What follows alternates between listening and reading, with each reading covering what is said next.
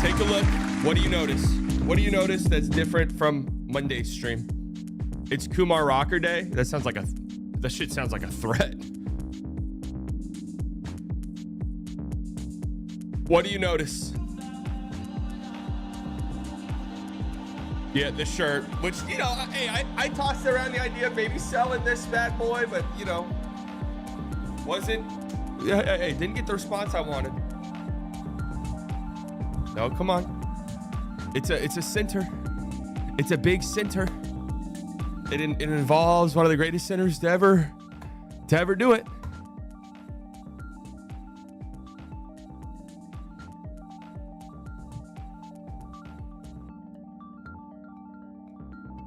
I'm back in the Shaq chair, which can only mean one thing. The hats have been, if you pre-ordered a hat, they've been packaged and they'll be sent today. Okay? And hey, you want to know something?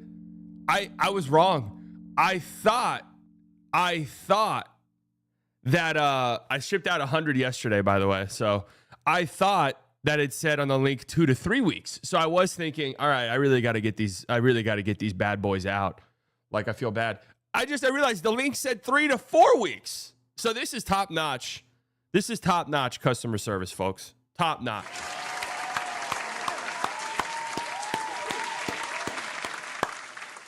Kelly, Dirk, Doncic, Olynyk guy. Kelly Olynyk guy.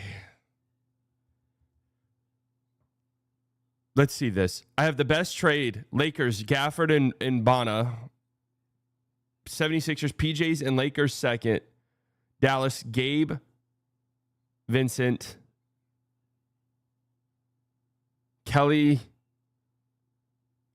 Oubre, Shake Milton, 2028 first from the Clippers, and the Lakers 2031 first.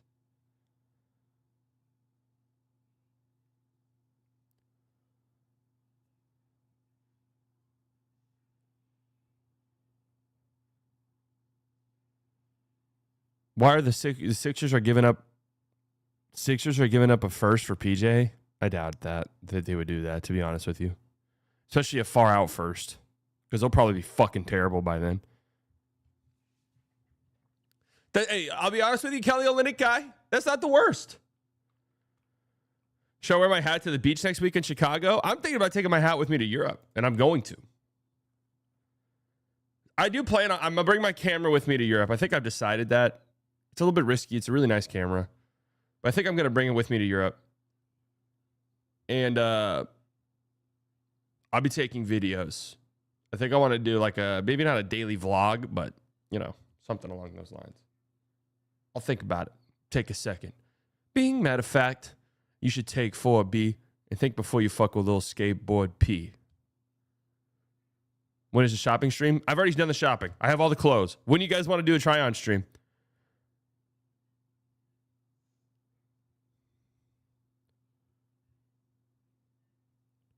No, not right now. Not right now. The Mavs not being able to recoup a first-round pick for PJ. In fact, if his move would be disappointing. No. They'll get a first-round pick for PJ. Almost certainly. It's just I'm not sure. You know, it's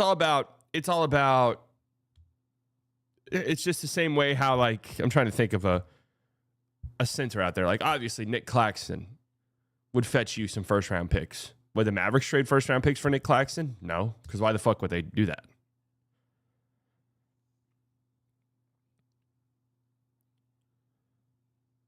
No, we'll do a whole, you know, when it starts to get slow, I still want to stream. I like streaming at nights. I get like an itch. I like streaming at night. I'm still trying to figure out where I want to do the gaming streams at. Because I do love the playback chat, but I'm just worried that playback, the quality won't be where I want it to be honest with you. That's my concern. That's my concern. Would I deal PJ to OKC for a first-round pick? If the pick's good enough, at the price of doing business. It's nothing personal. Strictly business, nothing personal. I'm on season 4 of Sopranos, folks.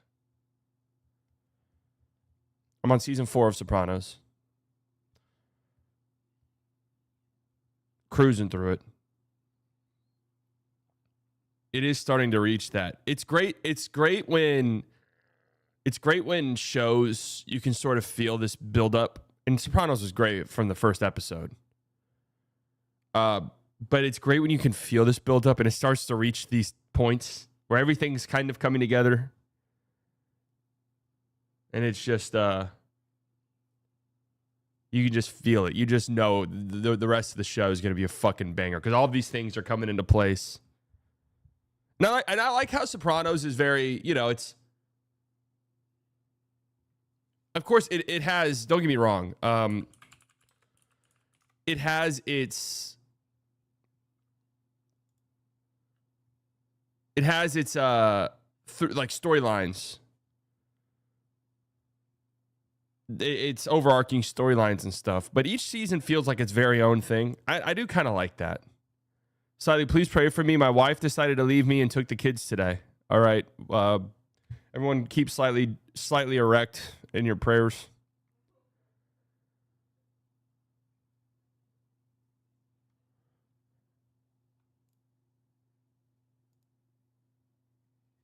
Unbelievable.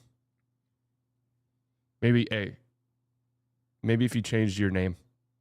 What's your profile picture? Is that you? I don't want to dox you or anything. Do you think Kid will take the Knicks coaching job? What's the best dream but doable trade the Mavs should go for? I mean, I'm like so lame about this offseason. In my opinion, the ideal trade for the Mavs is Gafford to the Hawks. You get a first-round pick. You get huge salary relief.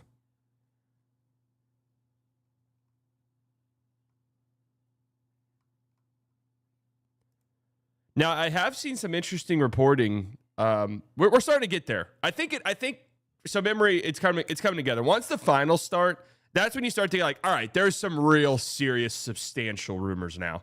Like we're starting to heat up. We're starting to heat up with the offseason shit. The draft is now 3 weeks away. I leave in 20 days, 19 days, something like that. Actually, less than that. I leave 2 weeks from Saturday.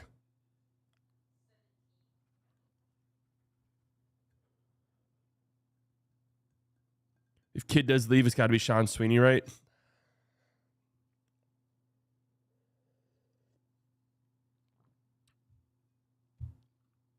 All right, let's get into this.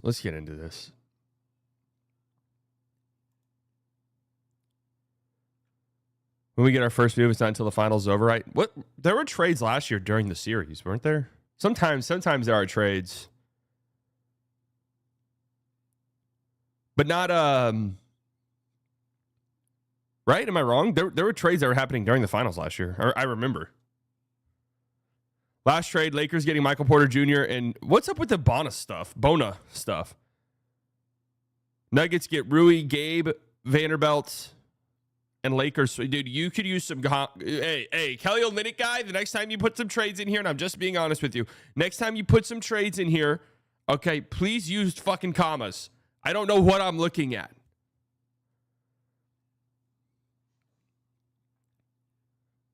I keep thinking to myself, who's Gabe Vanderbilt? Rui, Gabe Vincent, Jared Vanderbilt, Lakers swap. Sixers get Sarge to the 2031 first.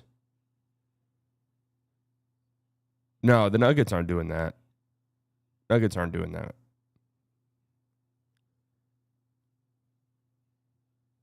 What days are slightly early usually? Monday, Wednesday, and Fridays.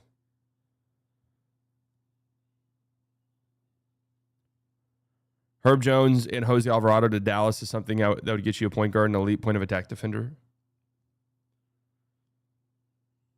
Yeah, I mean, that would be an interesting trade. I don't know what. Gafford in a first. I actually don't know why the Pelicans do that, to be 100% honest with you. I feel like they could probably get more for Herb, right? Or maybe it's maybe the idea is like, well, Gafford's kind of a first round pick, so it's kind of like the equivalent of 2 firsts because you can get a first for Gafford. I don't know. Review Rusty Buckets, PJ and Najee for Hart for Deuce swap. No, I'm out on that. Fuck no.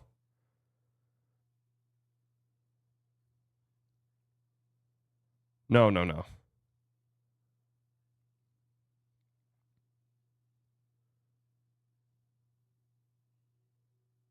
Has the chat XP thing increased spam comments? No, Kelly Olynyk guy is always spammed.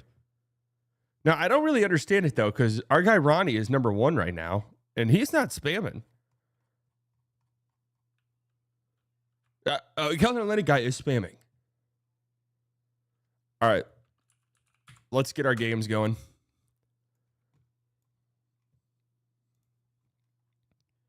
Nico deserves his flowers for Gafford and PJ trade.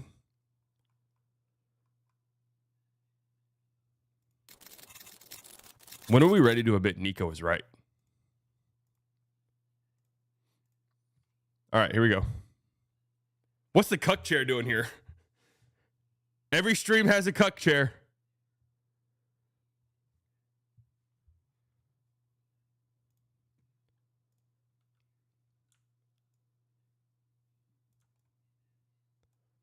I have to fix this because get the fuck out of here.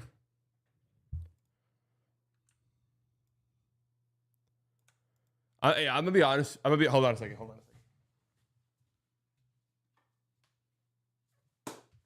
gonna be honest. I'm a little bit scared about slipping up in Italy a tiny bit because I have, it's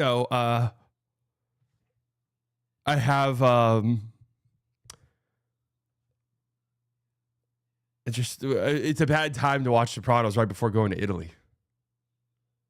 Because I don't want to offend people when I'm over there and I've accidentally, because it's fun. How did you learn how to do stream stuff? How did I learn? I mean, I personally don't think it's hard, but I can understand why it might seem difficult. Just doing it. I mean, I don't know. Don't go to Sicily. Isn't that where the volcano is? Yeah, Streamer University. Top of my class. Yeah, give me a plate of the gabagoo.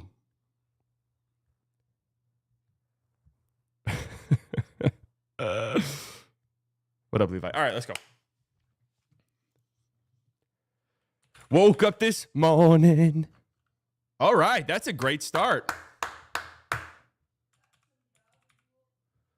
I like this. Pace. Phase. No H.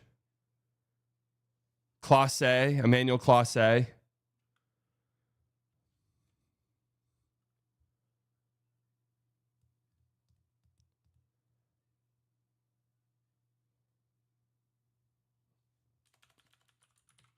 Is this a word? Hell yeah. All right, but we know what we're cooking with now.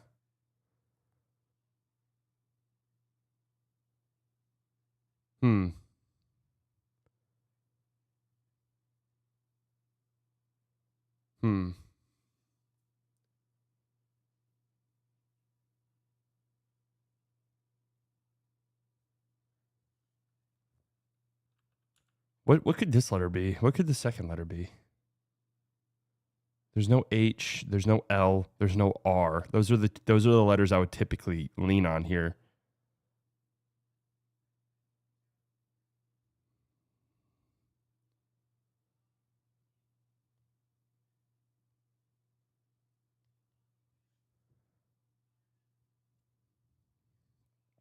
What? I'm starting to have some troubles.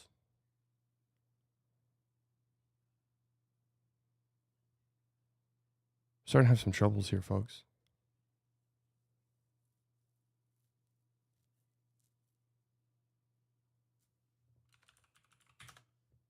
Oh.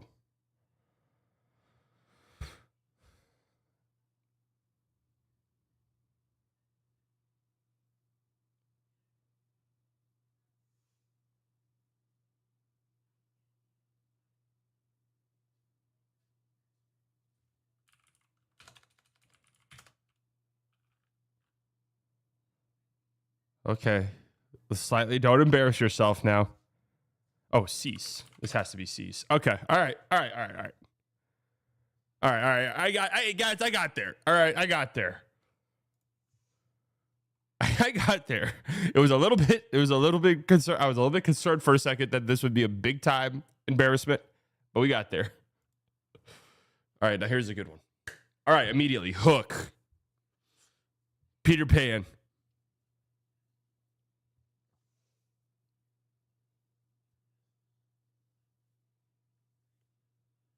Apple Jacks. Apple coat rack. Hook, coat rack. Bowler.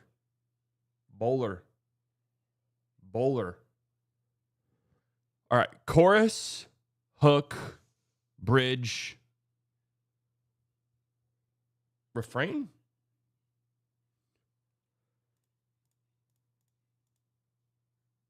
Okay. That one was easy. Cheer, root. Okay. Cheer, root, whistle, clap. Okay. Cloud, coat rack. Okay, let's try to figure out coat rack. Coat rack.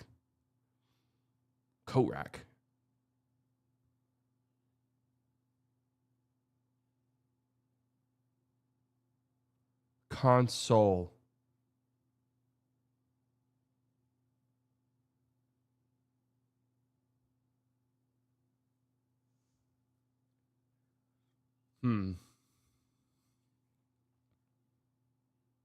Runner.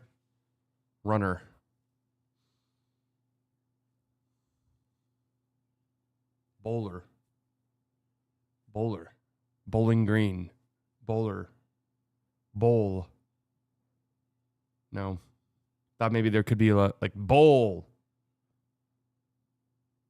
App. Con. You know how they like to be. Loud.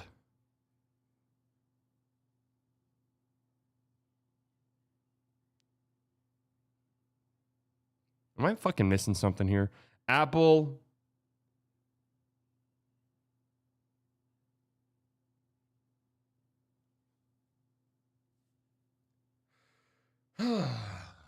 Coat rack. I mean, what could coat rack be? Coat rack, bench, coat rack.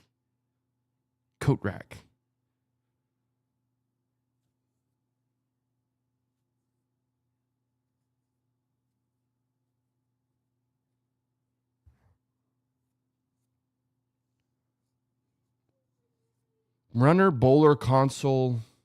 Okay, maybe it's console.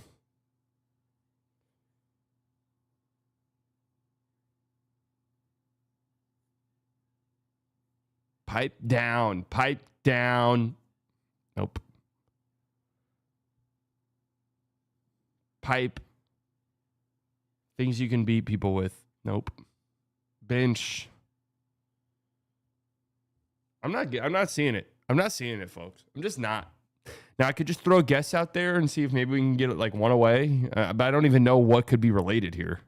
Honestly, I have no clue what could be related. No idea.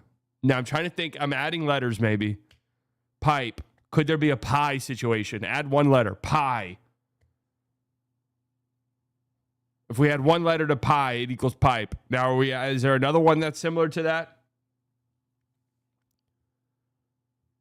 No.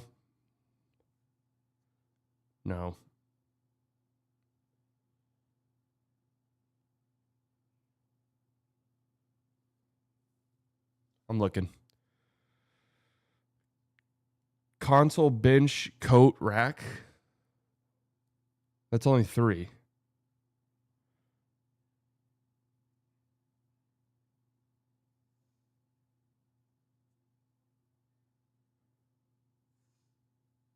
Okay, you guys seem to be struggling as well.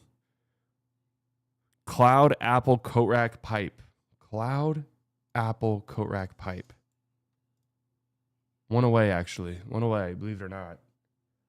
Cloud, apple, pipe, coat rack. What the fuck is that?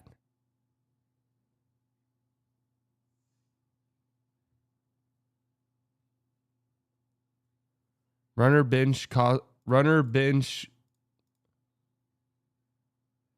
things in an entryway. What? Bowler, apple, pipe, cloud. What? Wait, what?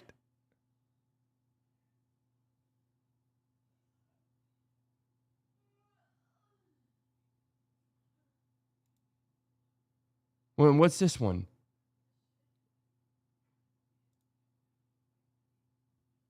Wow. Okay.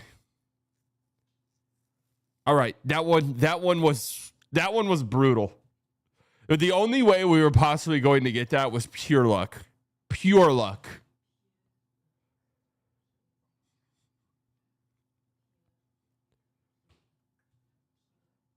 I mean, sometimes I feel like an idiot after not getting these. This one I don't. And it's you want to know something? Anytime there's two really easy ones, you're fucked. You're fucked. Things in an entryway. I mean, that's one of the worst ones I've seen. What is that? What does that even mean? These are pretty easy in my opinion. Yeah, okay. All right, buddy.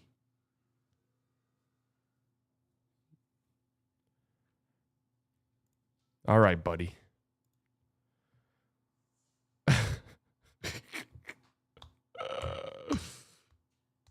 That's so true. I see Luca stands that are. I often see a lot of Luca stand mock trades, and they are the worst things you've ever seen. And this is also from the Mavs. This tracks.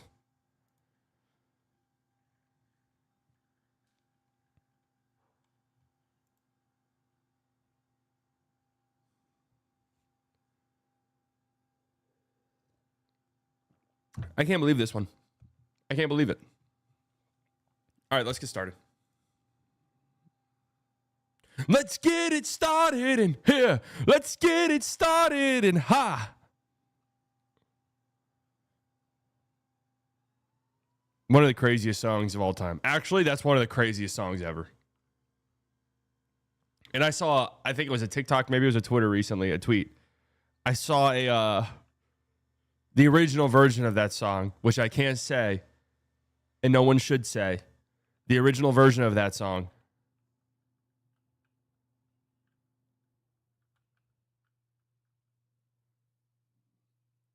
They made a Sims version.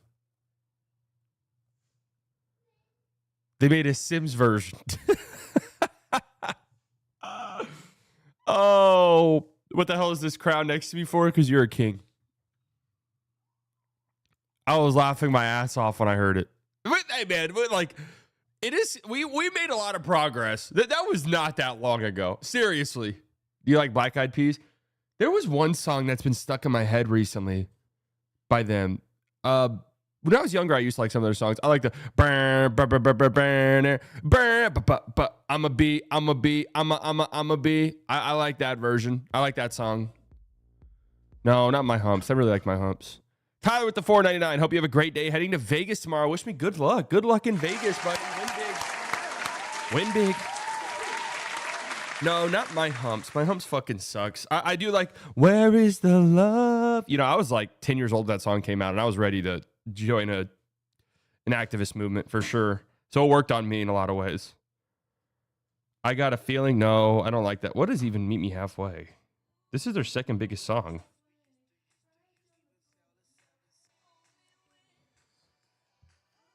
So this is crazy because this has 800 million streams, and I've never heard this song.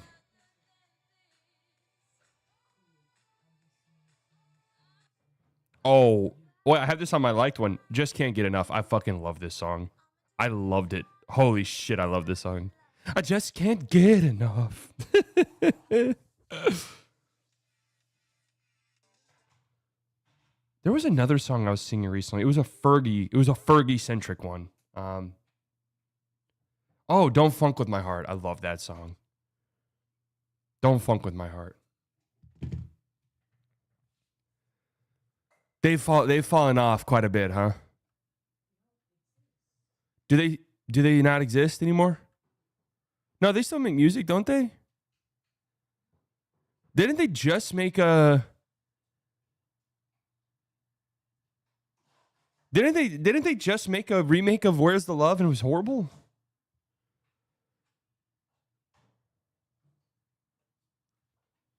Rock Your Body. I don't like that song, and I'll tell you why.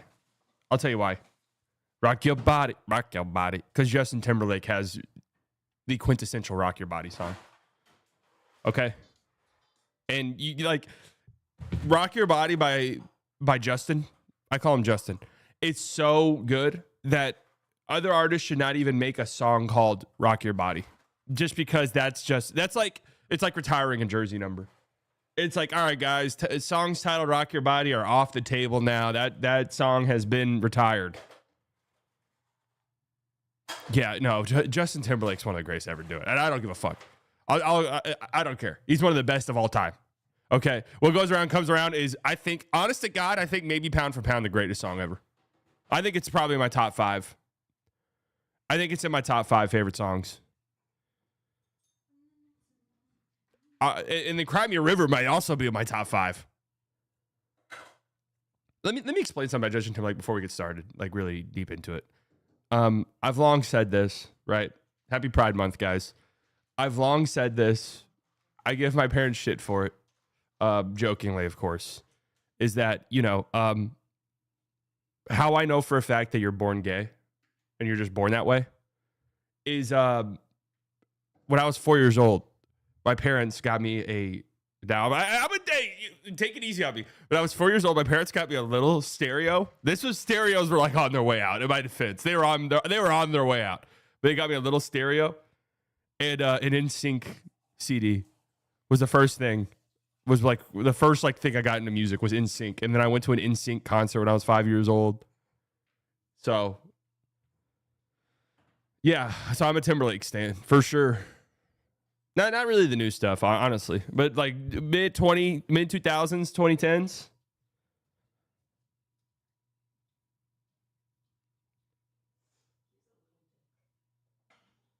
Bro had the Nsync hit clips. Oh shit, I probably did. Honest to God, I probably had an Nsync hit clip. Oh.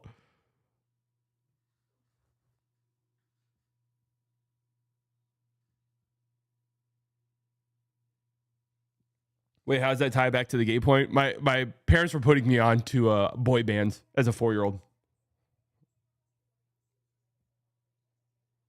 I was doing dances in the living room. I was doing the whole choreography.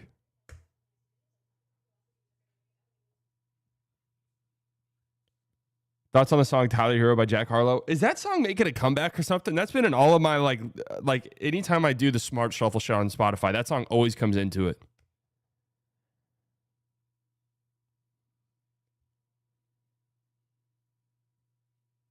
Is that why you're a liberal? Yeah. The Nsync fan to liberal pipeline. Investigate it.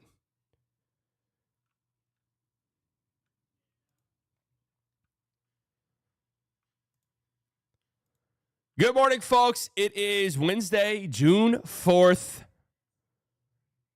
May the 4th be with you. 11:20 a.m. Central Standard Time. We are here to talk about, well, quite a bit of stuff. The stream has kind of gotten off to an unhinged point, an unhinged start the stream has. So we're trying to lock in here for the next hour or so. I hear an echo of myself somewhere. I don't know what that's all about. So we're going to lock in here. If you are listening to this on Spotify, you know what? YouTube behind the scenes. We're restarting that Spotify intro. That was bad. We need to focus. How do I fucking delete? How do I delete on this shit?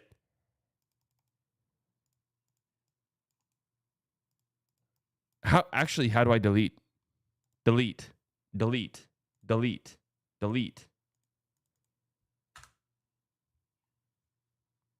We listen to Sabrina. I'll try on the Sabrina Carpenter song. Honestly, she's never really done it for me, but we'll try it on for size. Ethel Cain's song last night. Any Mother Ethel's? What is it called? Mother Cain?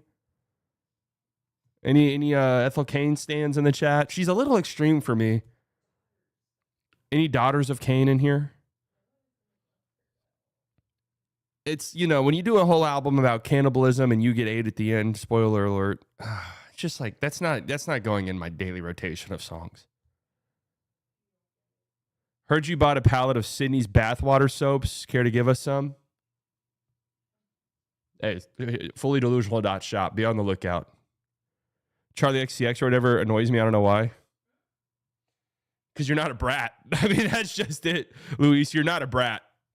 All right, that's fine. Not everyone can be.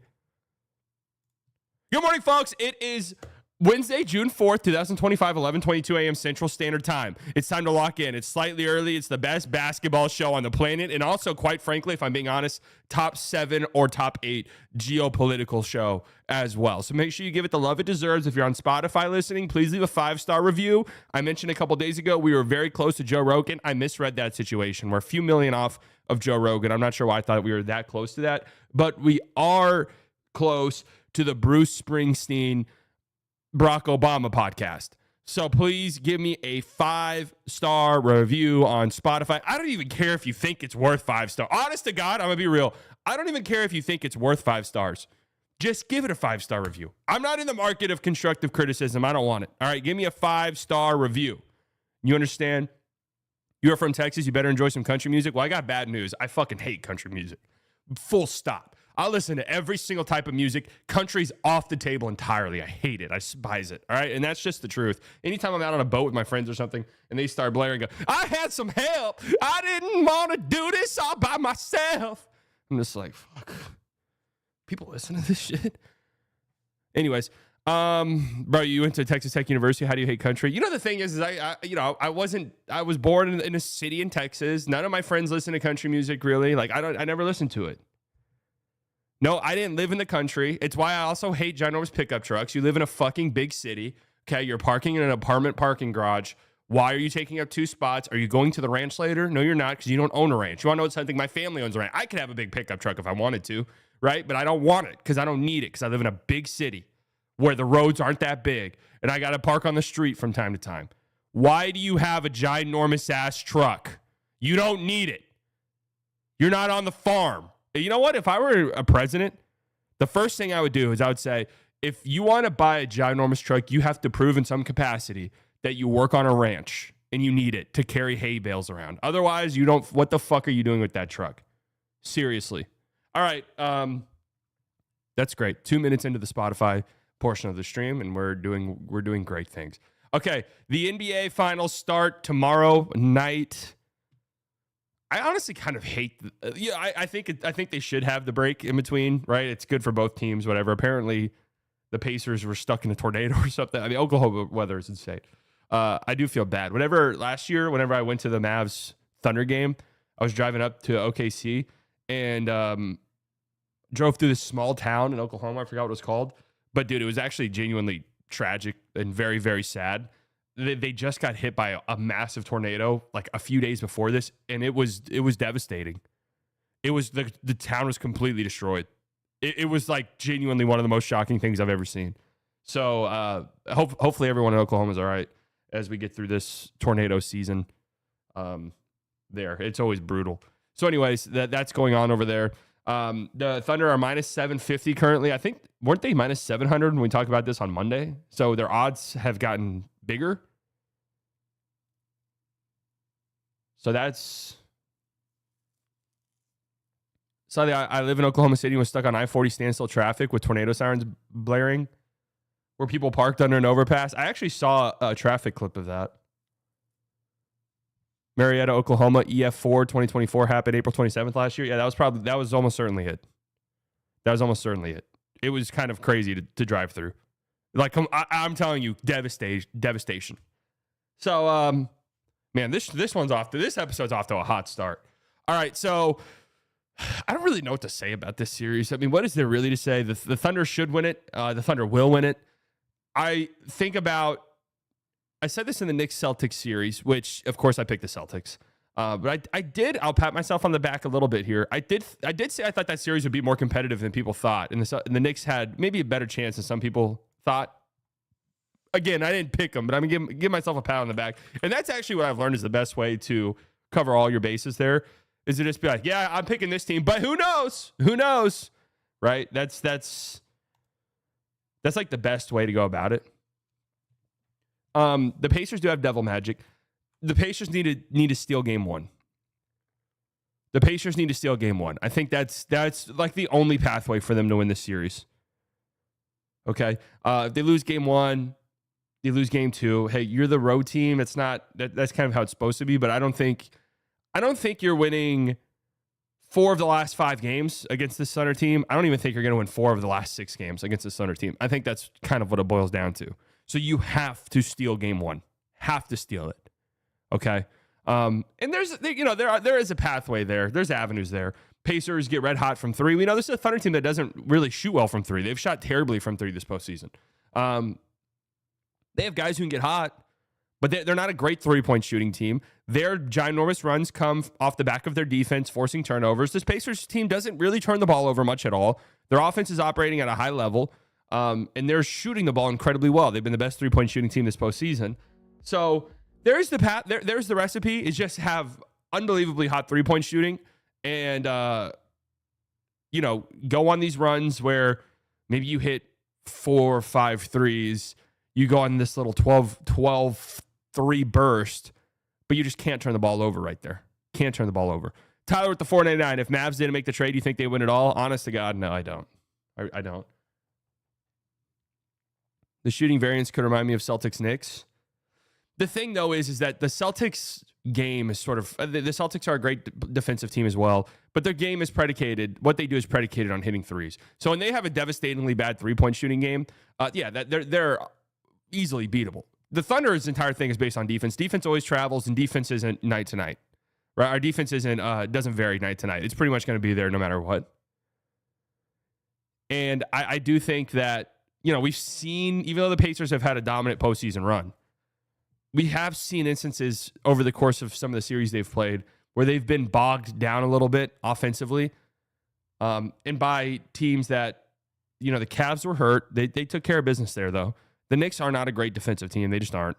When you're going up against one of the better defenses we've seen ever, I think the Thunder will be able to slow them down enough. I'm going to go 5.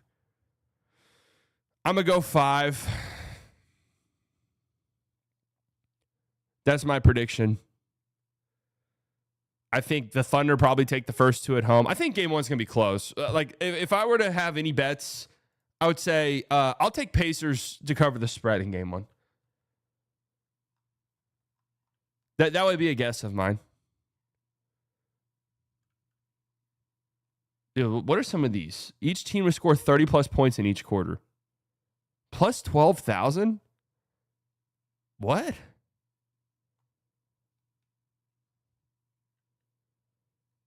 Make sure you stay competitive of 5 to cover your bases. Yeah, but I don't think it's going to be a competitive 5, honestly. I think game 1 will be close. And I think it'll be close enough that to where people are like, oh, hold on a second. Did we maybe sleep on this series?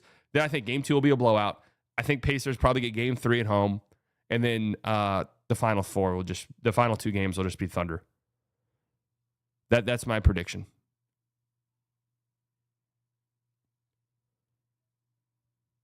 I don't think this should be all that close. I don't think it's going to be all that close. And I think the Thunder are right on the doorstep of their first championship in franchise history. They won one as a Supersonics, but let's be serious. How much money are you putting down? $0. Okay, my degenerates. What are we, what is there to even bet in this series? If you wanted to say the Thunder are going to win this series, how can I make money off this? Shea's minus 6,000 to win Finals MVP. Oh, I'm sorry, to be the top point scorer. I mean, no real value there. He's minus 500 to win. Dude, look at all these bets you can do. This is how they rob you blind, because you just spring. You're like, yeah, I'll put $5. The next thing you know, you're down $300. Any player to break Elgin Baylor's single game NBA Finals points record, 62 plus points scored. Plus 7,000. That's horrible odds. What the fuck? That's terrible. That is genuinely horrible odds. That should be plus 10,000.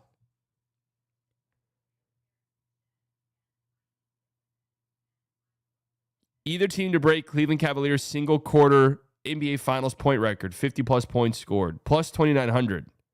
Those are terrible odds. 50 points scored in a quarter? Horrible.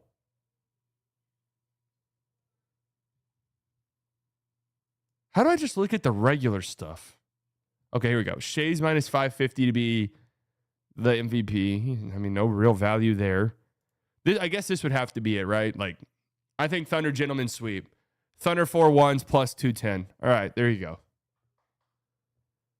There it is. What is gentleman sweep? The real definition is 3-0 series. The series down, the team down 3-0 wins game 4, and then the other team closes it out in game 5. That's the real definition of gentleman sweep. Everyone started to call just any 4-1 series a gentleman sweep. Check out what Stephen A. Smith just said.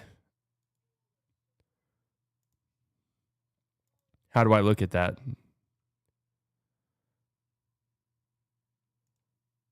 Adam Silver speaks on the Mavs winning the 2025 draft lottery. Oh, God. What could he possibly say? Like, what do you say as a oh, it's on Twitter. He tweeted it. NBA Central posted it. All right, I'll look at it in a second. Total games. Oh, here you go. Here's maybe some. Wow, under 5.5 games. So the series ending in 5 is minus 148. Vegas does not think this series is going to be even remotely close.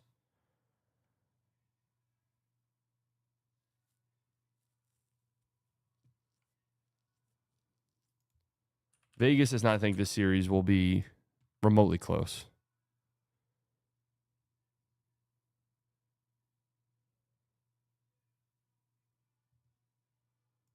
Hold on a second. We're gonna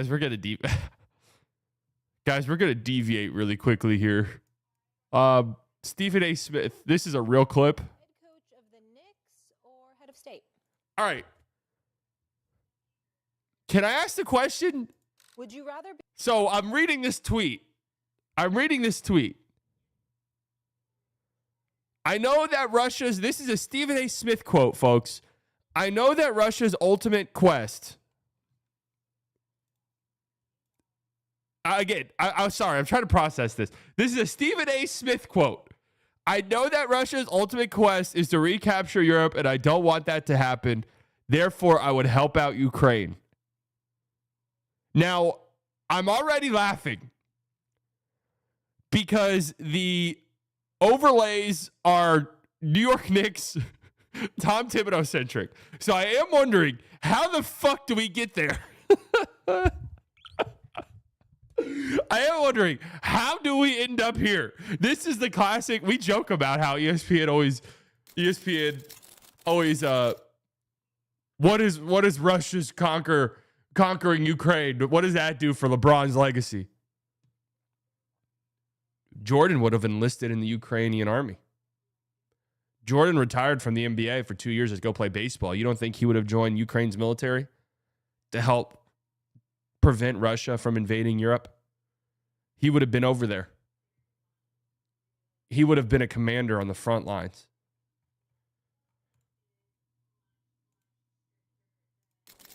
Be head coach of the Knicks or head of state? Well, head of state? What does that mean? You're talking about the presidency, right? The president of the United States of America. President of the United States of America, yes. And then say that. You don't just say head of state. You say the presidency. My apologies. Sorry. Stephen A., would you rather be head coach of the Knicks or president of the United States? Ooh, doggy. Ooh. My loyalty to New York, being a native New Yorker. The Knicks, I love I'm just dying laughing. I'm dying laughing at this tweet. The overlays, like they were in their production meeting going, all right, guys. Look, we need some viral clips from this Tom Thibodeau firing. How do we Stephen A. Smith's like, guys, you paid me $100 million. Let me step in. Let me talk about Russia, Ukraine.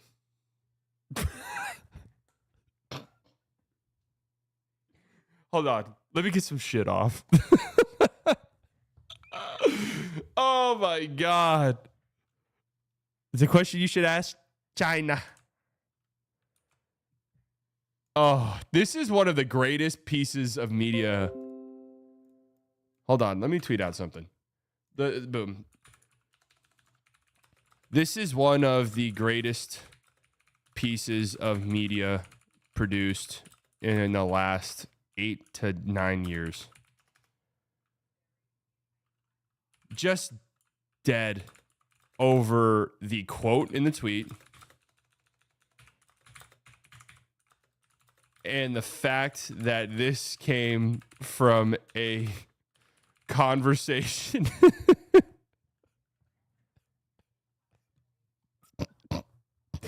Oh my God, they're talking about Tom Thibodeau. About Tom Thibodeau. Oh my God. Folks, Stephen A. Smith said that he would nuke. Stephen A. Smith said that he would nuke Russia. He would nuke Moscow tomorrow.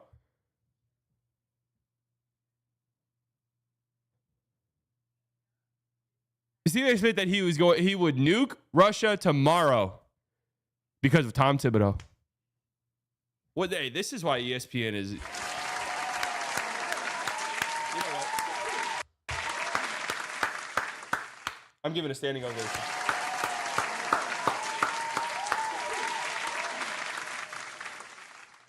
Oh my God.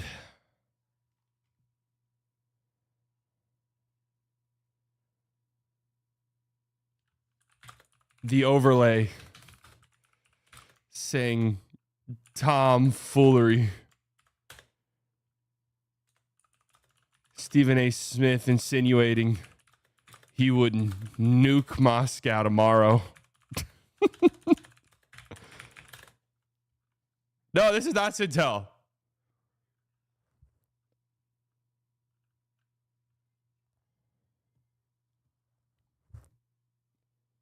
Oh. To me, to have a chance to resurrect the Knicks and win a championship. But I'd have to work for Dolan, wouldn't I? That's tough. And because I'd have to work for him, I'd really have no power other than the power granted to me by him. But if I was the commander-in-chief, President of the United States, the man that the American people elected to guide us into the future and to deal with our issues, I would have to say presidency myself. I'd have to say presidency of the United States of America. Well, how would you make our production meeting, Stephen A., at 7 in the morning? He doesn't make them now. Talking about. Okay, we're a minute 25 in this clip. How do they get to Ukraine? I still don't understand how they get to Ukraine. I can't even predict it. I can't even predict how they get to Ukraine in the final minute of this. Honestly, I can't even. Like this hasn't been that weird. This is just kind of a funny little aside. Like, would you rather be the coach of the team or the president? I'd have to say the presidency, Dougie. The president. Doug, what do you think he would be better? Can you see Stephen A. trying to negotiate the Ukraine-Russia situation? Stephen A. get in the middle there? I wouldn't try to negotiate it. What would you do? I wouldn't try to negotiate it. What would you do? I would work with the European Union. I would work with the United Nations. I would do what I could to empower us. I don't want to give Ukraine unlimited funds, but I know that Russia's ultimate quest is to recapture Europe. There you go. And I don't want that to happen. Therefore, I would help out Ukraine. There you go. Very simple. We're not getting into politics here. But Really? I feel like you just did. Yeah. Okay. That was actually funny. That was a good one. You got into it. The question, head of the president of the United States.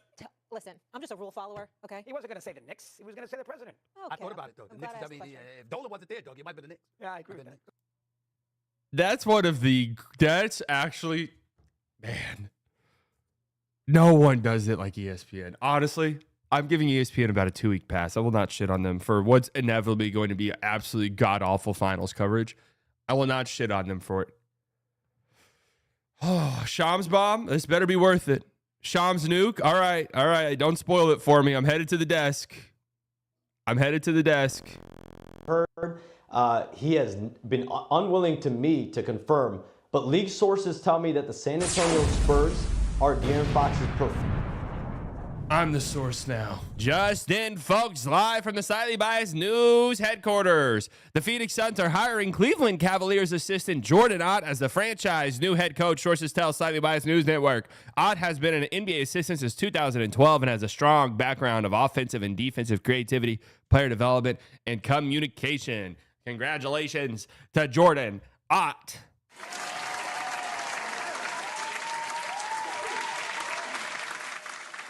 How long till he's fired? End of the season next year. Just going off the track record of Matt Ishbia. Not a nuke. I mean, it's a head coaching vacancy getting filled.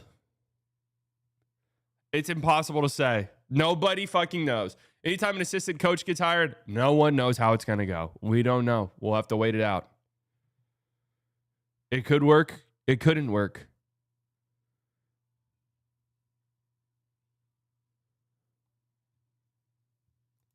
Yeah, probably, they'll probably have another disappointing season. Devin Booker will have another disappointing season, yet we'll blame it on anyone else. It's just the track record of the Suns. Call it what it is. What's better, the Knicks Ukraine thing or the PK Subban, Kobe LeBron thing? So I saw LaShawn McCoy. Like I want to be like, I want to be careful how I word this because I think it's fine. Like I don't mind ex-NFL players talking about the NBA on TV. Like I don't really mind it, to be honest with you. If they know it, if they follow the league and have stuff to say, I don't mind it. I think that's fine. It's really no different than anyone else talking about it. But my problem with the ex-NFL athletes, ex-NHL athletes, my problem is it's like sports, these networks, Fox is guilty of this as well. These networks think that we can just plug and play basically any ex-athlete. And it's just like, boom, they already have like a sense of authority there because they're already like an authority figure in the eyes of the audience because they've played a sport professionally. That's all that's required. That's where I have a problem because they just they fucking suck. And I hope these networks know you don't have to hire these guys. You don't have to hire LaShawn McCoy. You don't have to.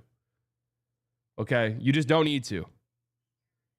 You don't have to hire Keyshawn Johnson. You don't need to do it. You don't have to. You don't have to hire Emmanuel Acho. You don't need to do it.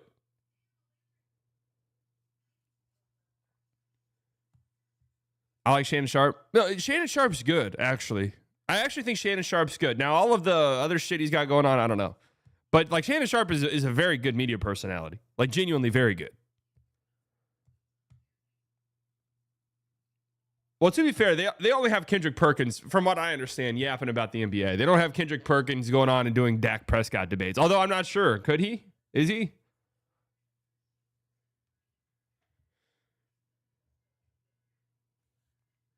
Is he? Like the Morris twins, they are terrible. And shout out to Mark Keefe, Mavs legend. They are terrible. They're really bad. Why are they fucking being shoved down our throats? I don't get it. Firing Paul Pierce was bad. Yeah, Paul Pierce was good. Paul Pierce was funny.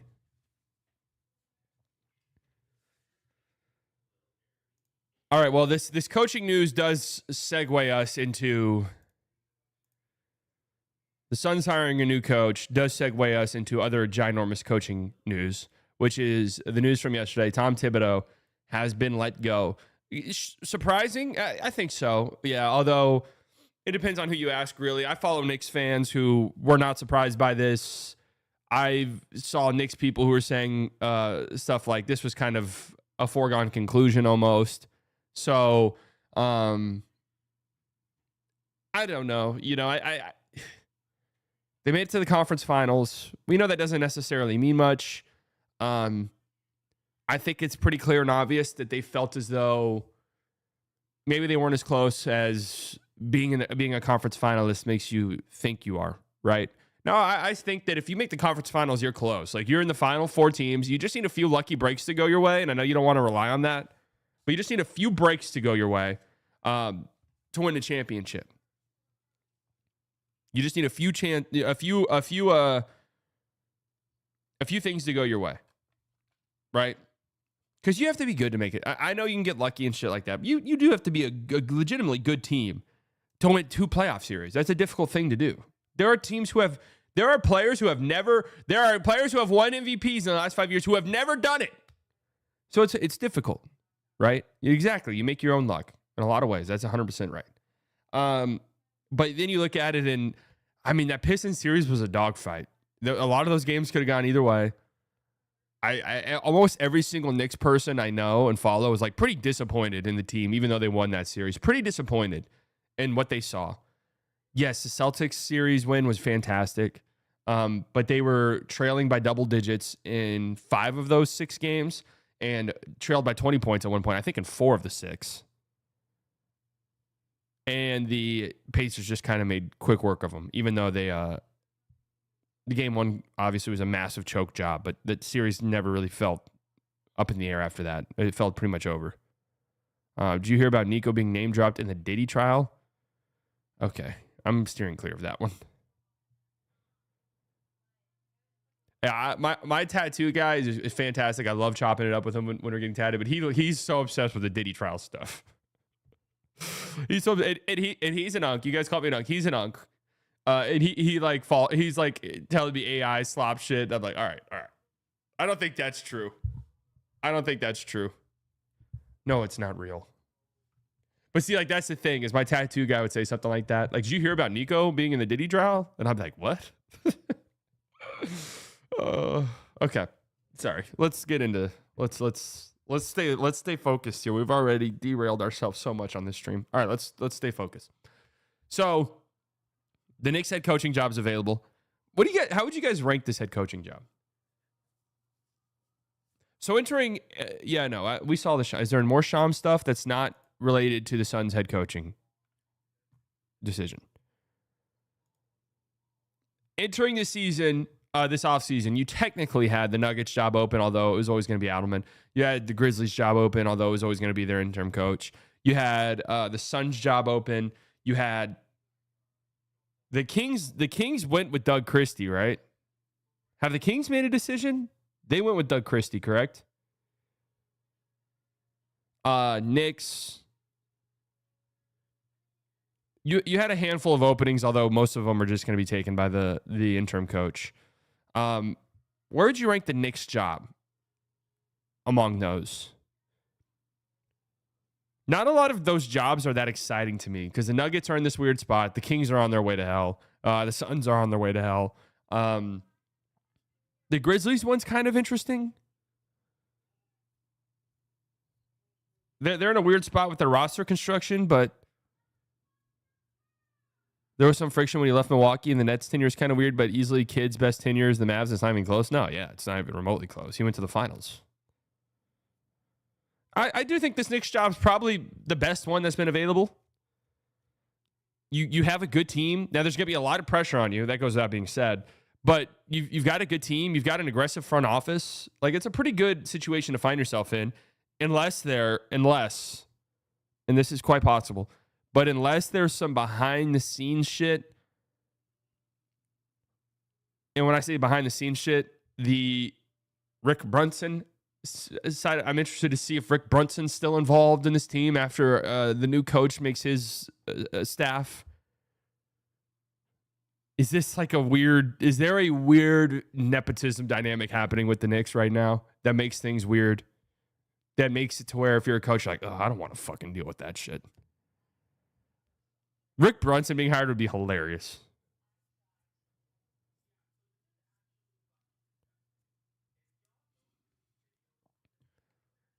So this is from Mark Stein.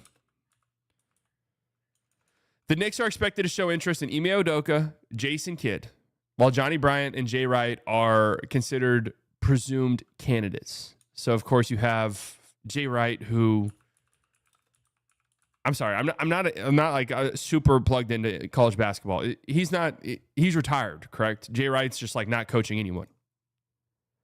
Is that right?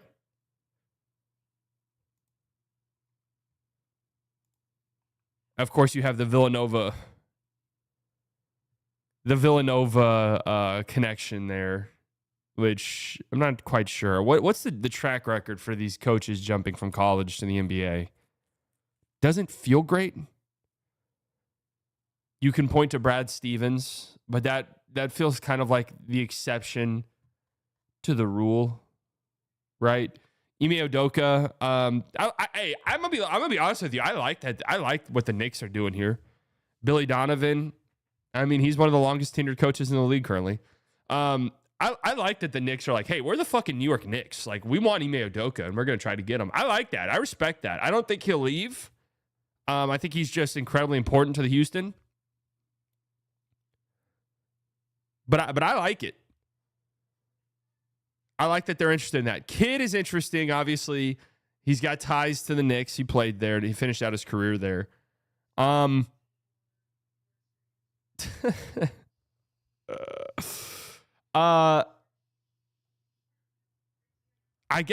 have to tell you, as a Mavs fan, if the Knicks are interested, I think it's maybe on the table.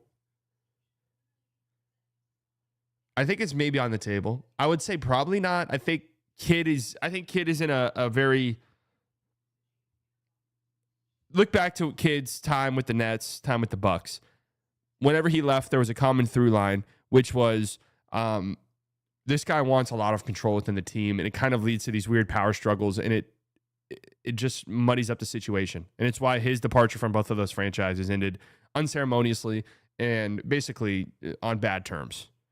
Now, I feel like, though it might not be public, I think he's in a pretty prominent position with the Mavs. I don't think he's calling the shots necessarily. I don't think he's like the pseudo GM. But I think that he has a legitimate role in these things. And I think the Mavs really do like him. I have to be honest with you. I think the front office, I think he has a pretty high approval rating within the organization. So I would be a little bit surprised by this. Now, what does concern me is, again, we have seen Kid kind of sabotage some of his previous places of employment. So if Kid feels as though, I want to be the coach of the Knicks, and maybe the Mavs are like, no, you don't need to do that. Like, you're going to stay here. Could there be the potential for some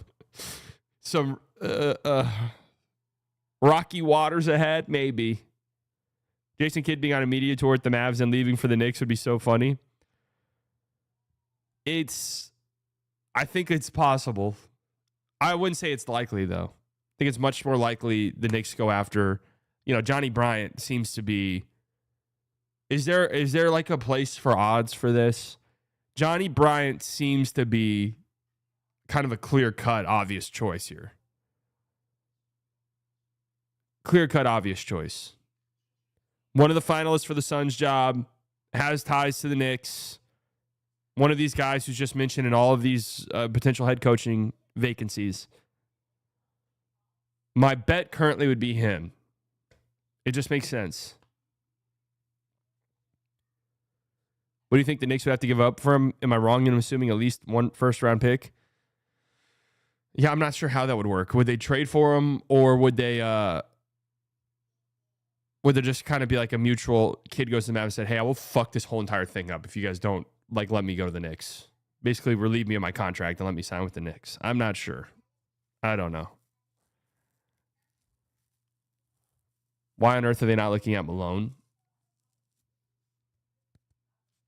I mean, this is just sort of the initial presumed candidates. We don't know who. I'm sure they'll probably interview Mike Malone, if I had to guess. Yeah, I doubt they would go with Malone. I think they want a new voice. Malone's probably a little too close to what you just had in Tibbs.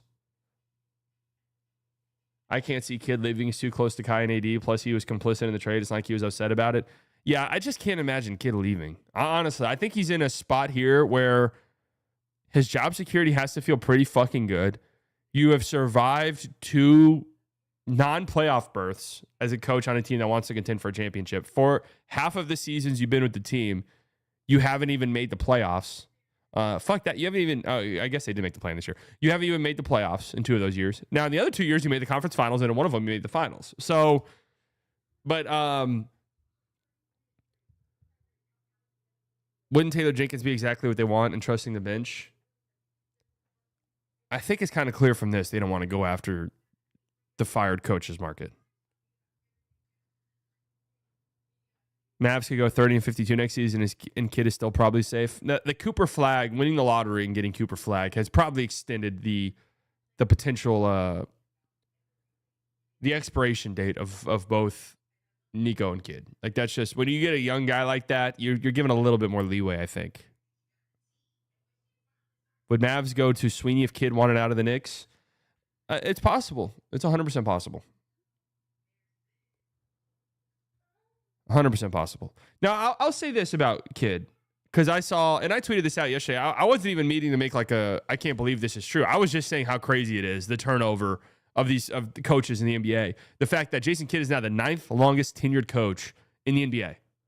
Like, it's insane to me how quickly these guys get fired. And just like surviving 4 years with a team is kind of a great accomplishment for a coach, right? I really don't think. Now, I called for Kid's head at times last year. Make no mistake about it.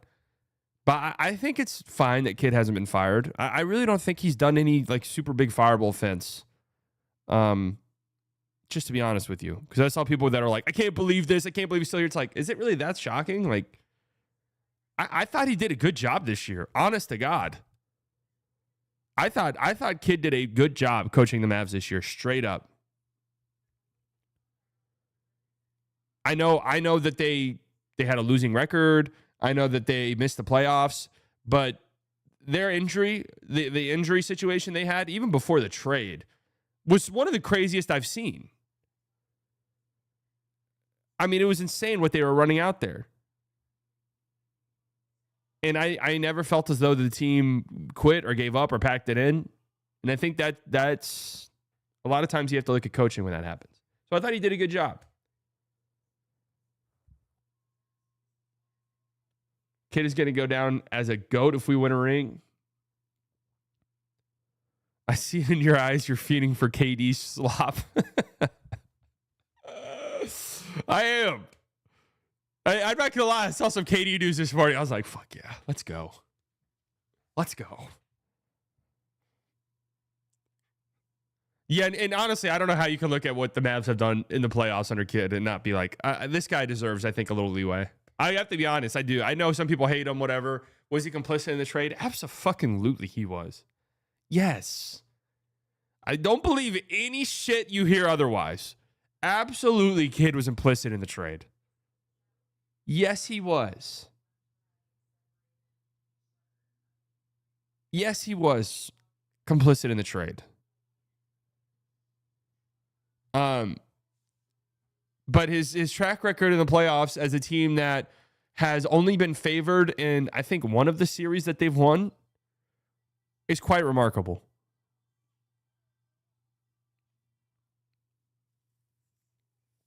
Quite remarkable. So it doesn't surprise me that the Knicks are interested in him.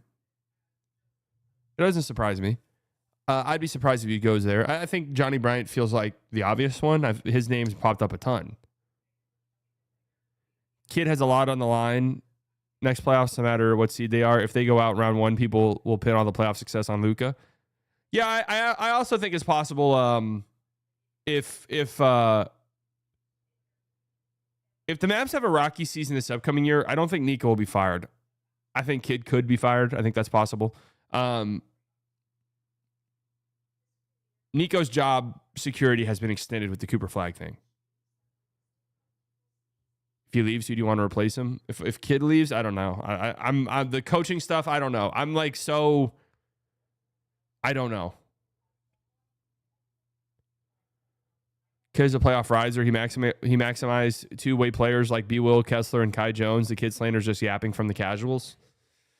You know, I tweeted that thing out yesterday, and someone replied and was like, can you name 10 games which Kid won? I'm just like, what does that even mean? I mean, because it also in the same tweet was like, because I could name 10 games he lost. So it's like, all right, so we just do this thing where when a team loses, it's the coach's fault.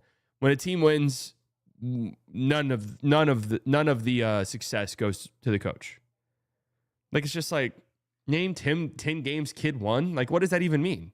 I mean, I can point to that Suns series. I think a lot of the defensive adjustments the Mavs made over the course of that series won them that series. Picking up the Suns ball handlers full court. Double teaming and trapping D-Book every time he passed half court. Plugging Frank Ntilikina into the lineup just to put some ball pressure on those guys, if only for 10 minutes over the course of a game. Like, he coached circles around Monty Williams in that series. He coached circles around him.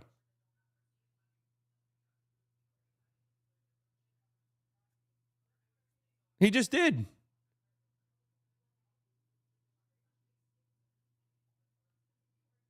I disagree. Actually, this is coming from one of the few non-Nico haters in the fan base. They've made a clear shift to keep Nico out of the media because of how much bad PR he brings. Yeah, but I think they still trust his decision-making and stuff, as crazy as that sounds.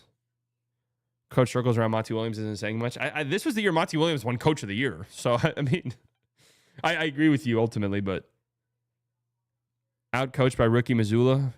Was he out-coached? The Mavs were out-talented by 1 trillion in that series. Like, come on. He did out-coach Dagnall. Absolutely.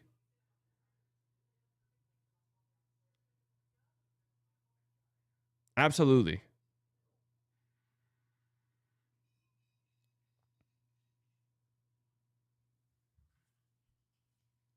I could have coached that Celtics team over the Mavs and won. Yeah. I mean, that was just a talent deficit.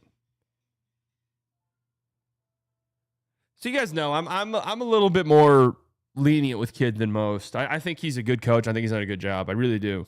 Now, last year, was that different? Yeah, when it looked like the Mavs at points last season were well on their way to missing the playoffs again, which would have been the second straight year before they turned their season around. Yeah, I was like, dude, fucking fire Kidd. Like, you can't go 2 years in a row missing the playoffs with this team. And I can't help but start to wonder if, look, the slow regular seasons, it was a trend in the Luka era. I just kind of think that's how those teams were always going to be.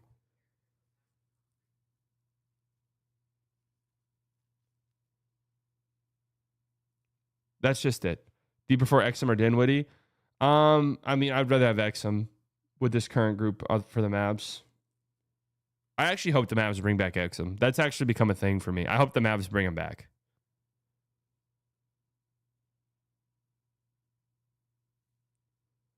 The thing about Kidd is that he needs specific players to fit his system, but that's true for most head coaches in the league.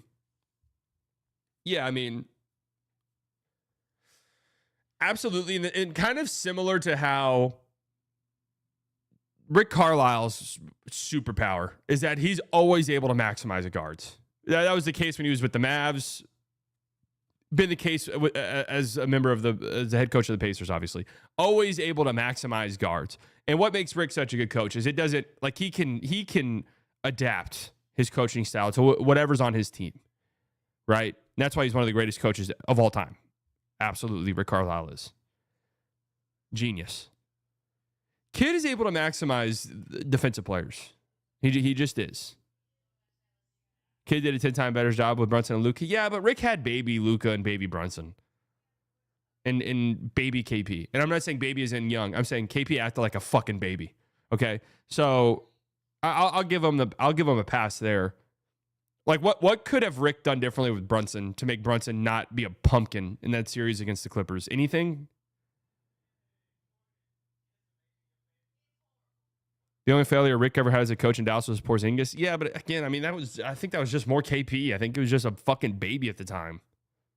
I don't think he was ready mentally to be what he needed to be for this team, and also wasn't physically ready to stay healthy.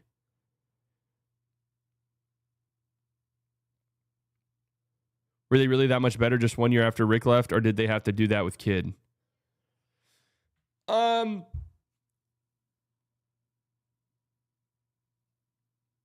I mean,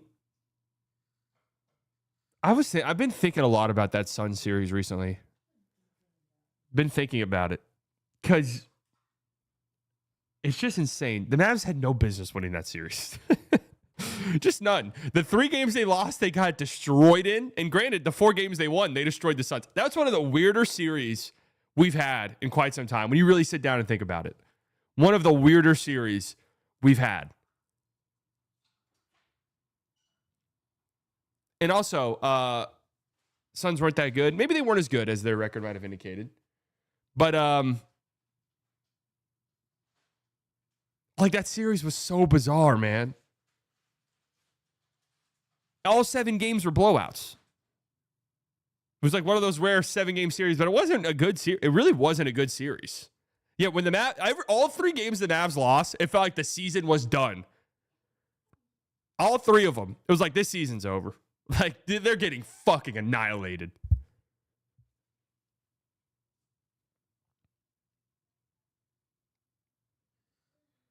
And also, I will say, in Rick's defense, bubble Mavs, they lose in 6 to the Clippers. Honestly, God had no business going 6 games there. That Clippers team, I think, was finals favorites to win the finals that year.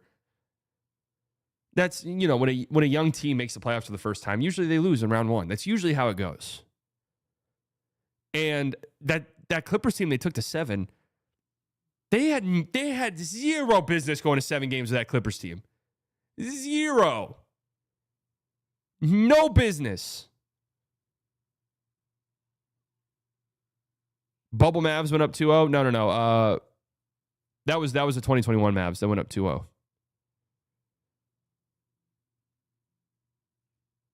No, yeah, it was. Most of it was Luka, absolutely. But I'm saying, like, to say, well, Rick didn't get the most out of that team. I mean, that team had no business even having competitive series with the Clippers. They were playing Boban 30 minutes in a game 7. They played Boban 30 minutes in game 7.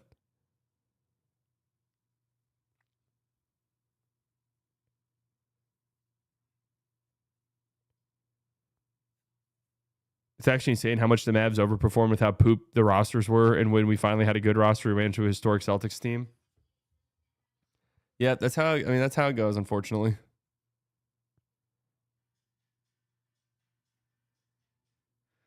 How many series did Rick win between 2011 title and Luka being drafted? 0. But those Mavs teams were all bad, man. Dirk was a grandpa. He was still really good. He was still an all-star level player, but he wasn't a top 10 player anymore. And those teams just weren't very good. And that's just it. Those teams weren't very good.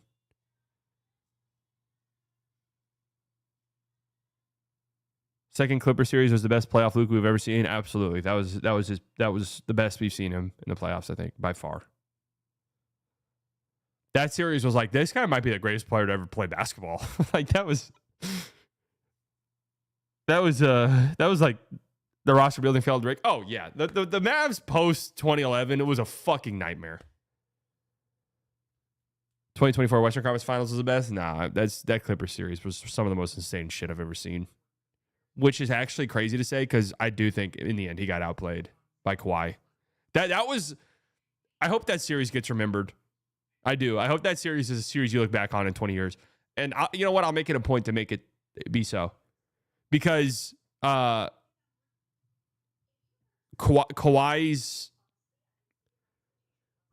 performance in that series was straight up one of the greatest basketball performances. And I know I can speak hyperbolic at times. But straight up, 2021 first round against the Mavs, Kawhi, that's some of the best basketball I've ever seen played by anybody. Ever. And I think it's going to get lost over time because he tore his ACL in the next round, and that was just kind of it. Unbelievable how fucking good he was. I've never seen anybody play like that, ever. That's the best I've ever seen a basketball player look.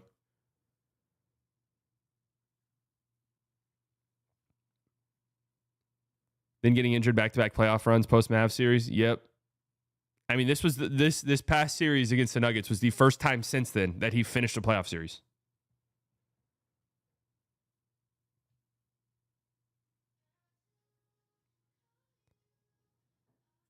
Kawhi this year was fun against the Nuggets.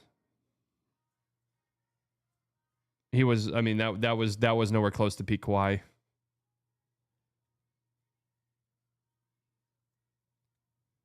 Wasn't he averaging nearly 70% from the field? I'm telling you, he didn't miss a shot in the fourth quarter of games in that series that the Clippers won. 4 games the Clippers won. He didn't miss a fucking shot. And I'm not saying like, oh, he didn't miss, like being hyperbolic. He literally had 100% shooting splits. 100, 100, 100. I'd never seen any shit like that.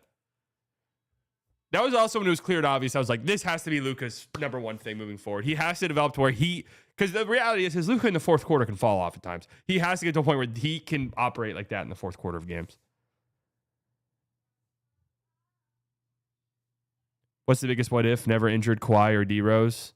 I think it has to be D Rose because he got hurt so young, and that was just kind of it for his career. But like a healthy Kawhi who never has to deal with knee injuries, absolutely is a different We already consider Kawhi one of the all-time greats, but I think there's a top 10. There could be top 10 arguments for Kawhi if he's like healthy over the course of his career. Like consistently healthy. I think there's probably an MVP in there at some point. And there's probably deeper playoff success with the Clippers.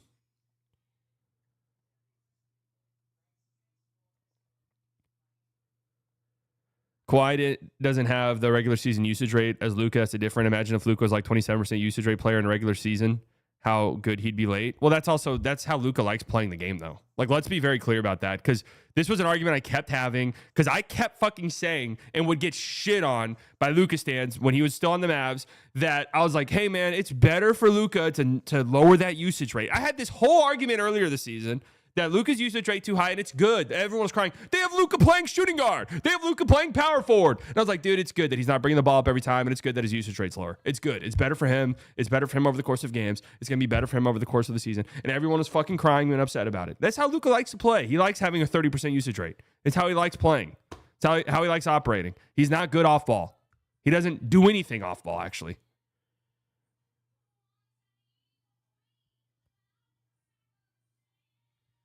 So I think that's ways that he can improve.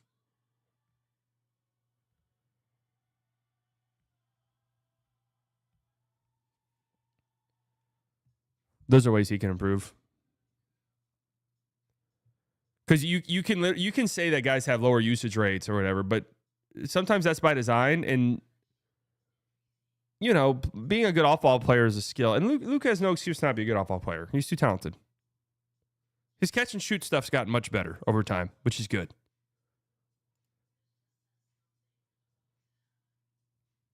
Am I crazy to say Kawhi's never faced career-defining adversity? I mean, I would say his knee injury is pretty significant.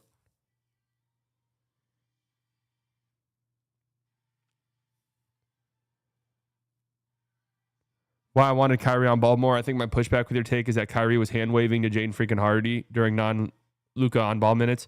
Yeah, but Kyrie likes playing off-ball, though.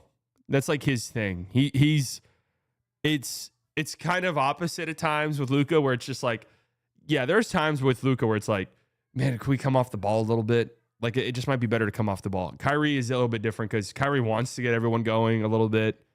And there are times where it's like, dude, you just need to take this over.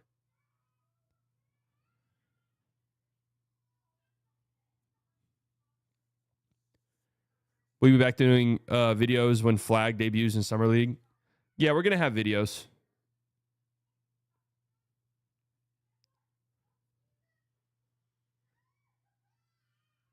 Kyrie and Luka were a perfect combo. Shame we got to see a little bit in the end. Yeah, they did have a good synergy. Luka was special. Absolutely. And a lot of that, so much of that goes to Kyrie. I have to be honest with you. So much of that goes to Kyrie because he's like a perfect off-ball guard. Perfect. He played so well with LeBron. He played so well off of KD and Harden. Like, he's just a perfect off-ball guard. Perfect.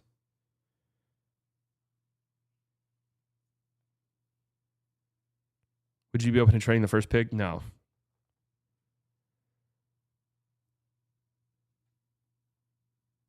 Kyrie's one of the best wingmen of all time? Absolutely. Can we watch some Fanspo? Probably not today. I'm already done with Fanspo. What can Fanspo show me at this point?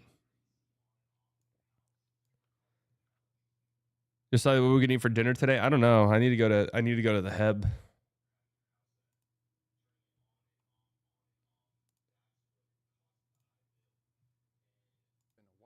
Let's see this. Adam Silver speaks on the Dallas Mavericks winning the 2025 draft lottery. Worst performing team. You know, one reminder too, we call it, a lottery. I think sometimes so quiet. Lottery, people think it must have been a 1 in a million chance. I literally can't even hear this. I mean, remember the worst performing team had a 14% chance of winning, which means there was an 86% chance they wouldn't get it. Dallas had roughly a 2% chance. So, the losingest team had a 7 times better chance. So 2% is 2%.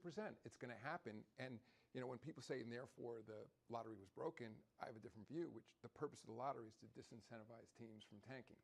And so here you had a team which was clearly trying, whatever people think of that trade, they were trying to win. Then Kyrie got injured, then Anthony Davis got injured, and so then they found themselves in the lottery. So again, it's on the level, and then odds are odds, and that's how it turned out. What is it? What is this show? There's always the new sports show every 30 seconds I see. Look, Silver. We didn't weep. I mean, let me defend my guy Silver here because he makes a great point. Sir Silver makes a great point here, actually. And I'm actually not joking. This is serious. The lottery is broken. I know it's gonna sound funny coming from me, as slightly biased Mavs fan. Mavs won the lottery. Of course, I think the lottery is working great, but I've seen people toss this idea out that you need to just do like a fixed draft system like the NFL does. I'm telling you guys right now, you do not want that. That would be so fucking bad. I cannot overemphasize how horrible that would be. How horrible. If you think tanking is bad now, if you think tanking reaches points that are unwatchable, you have no clue what a fixed draft would do. It's different in the NFL. It just is. Because the reality is you have quarterbacks and stuff like that. But by and large, one pick's not going to, unless you hit a home run with a quarterback, one pick is not going to dramatically alter the outlook of your franchise. Getting the number one overall pick in the NBA draft will absolutely change your entire franchise. So if you're a team let's just say the Jazz, we've been building up these assets. We're trying to get the first overall pick in the draft. We're trying to get a superstar here to go along with all these other things. Okay. If the NBA came out tomorrow and said, all right, guys, we heard it. We know you guys are pissed off about Cooper Flag. We're done with the lottery. So next year's just going to be a fixed draft order. Worst record gets the number one draft pick and so on and so forth. Okay. The Jazz would win 3 games next year. They'd win 3 games. They would trade Lauri Markkanen for nothing. They would trade anyone who's somewhat good on their team for nothing.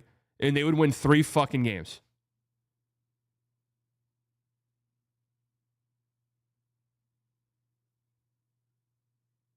It would be the worst thing you've ever seen. Why would they want to win? Now, you could argue now, they tank anyways. Well, that's true. But with a system like this, that there's no guarantee. There's no guarantee that no guarantee that we're going to win this game. No guarantee that we're going to win the lottery. So, if we win a few games here and there because our young guys are doing things, that's fine. That's great. That's great for the development. We don't really care. If you fix it, what is the incentive to win games? You look around, Keontae George, you're not going to be on this fucking team. Bryce Sensabaugh, get serious. They might execute someone who hits a game winner. They might execute them on the spot. Yes, and it would be 82 games of it. It would be 82 games of absolute trash. Absolute trash. I think adjusting the odds would be good, but never fixed.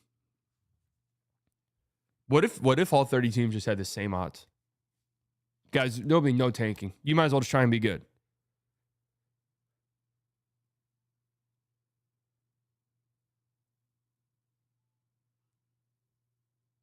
But what if it would be fun?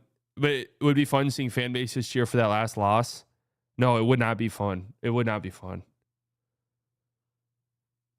82 games of that would be so fucking terrible.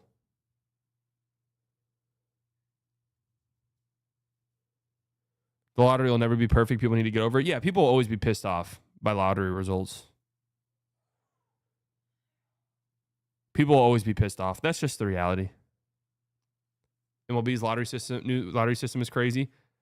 What is happening on the Pat McAfee show?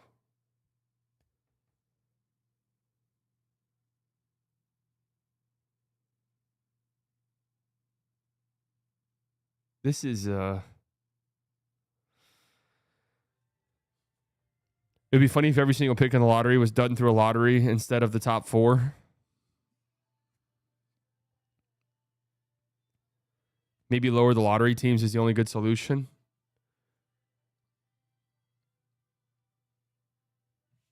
I mean, I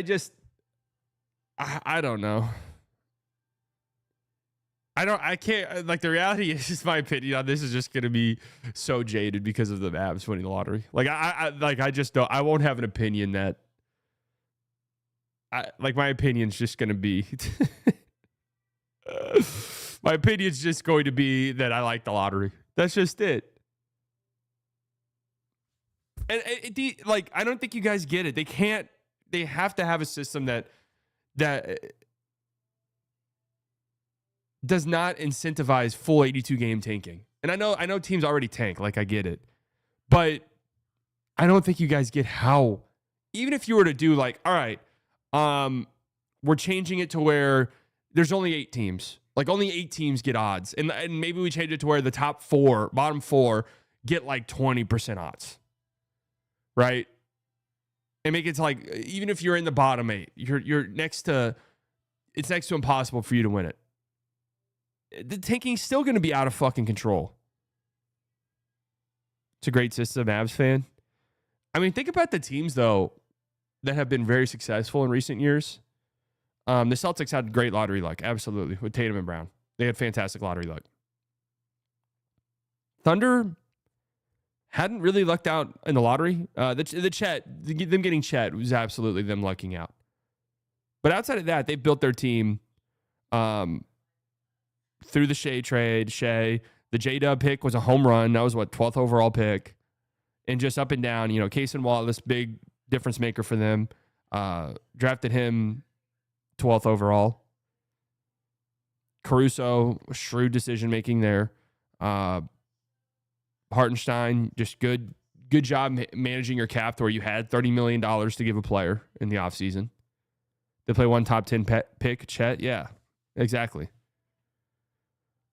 Alperin, Tari Eason, and Cam Whitmore all came outside the lottery. Yeah, look at the Rockets. I mean, their best lottery pick is on the outs. Like, their highest pick is not even really that great of a contributor for them, or at least wasn't in the playoffs. Pacers, yep. What's the Pacers' best lottery pick? Is it Benedict Mathurin?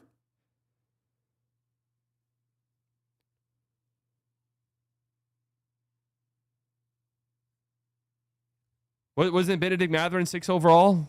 Am I misremembering that? Or is it Jarris Walker?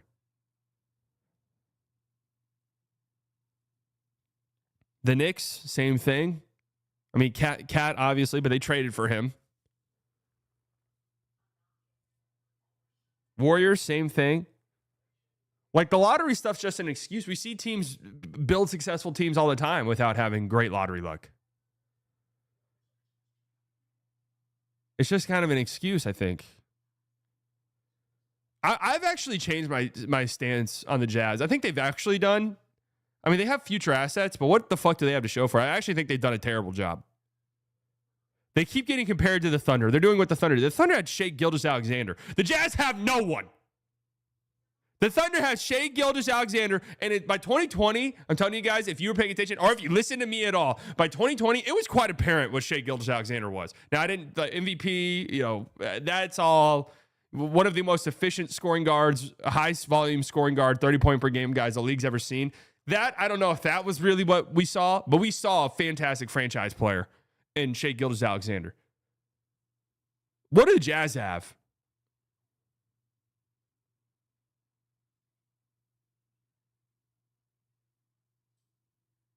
Isaiah Collier and Keontae George and Bryce Sensabaugh.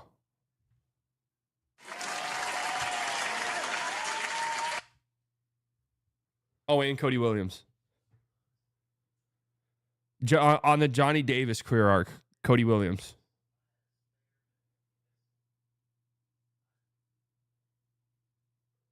Next year class can be crazy. Yeah, I mean,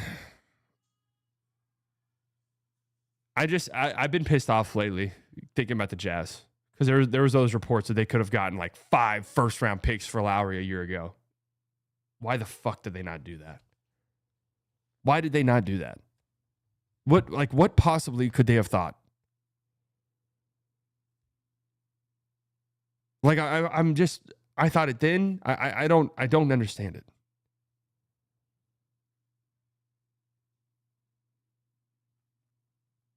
Never understood it.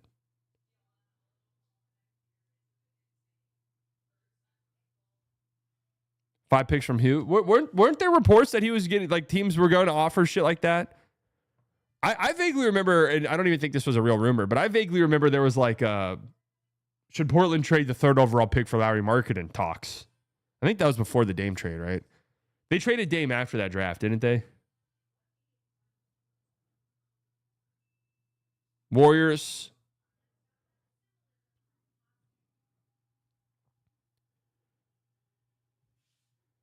Remember the Zion for the 3rd overall pick talks?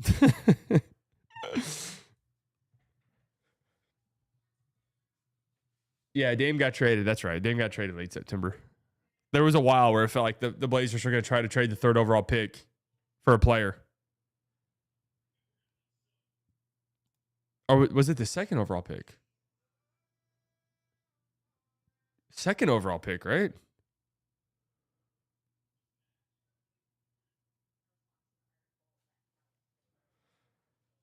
Do you think any time 3? Oh yeah, they had the 3rd overall pick. Oh yeah, that's right. Brandon Miller went 2nd. That's right. Because in my brain, I'm like, Scoot went 2nd, right? Because of all the hype. That's right. Brandon Miller went 2nd. We'll never forget that video of the Hornets mascot. That's right. Do you think any team gets ballsy and tries to poach Zion while he's at his lowest value?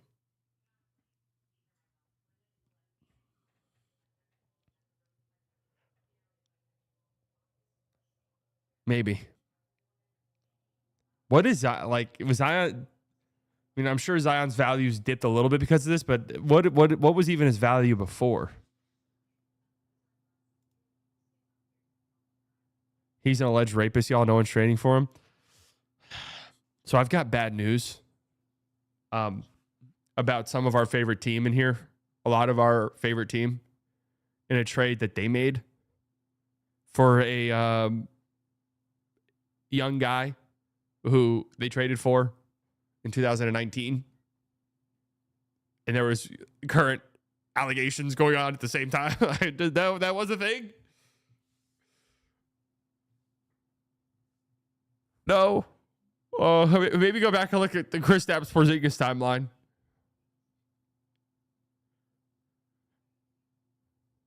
Pingus. No, I think those allegations were currently ongoing at the time.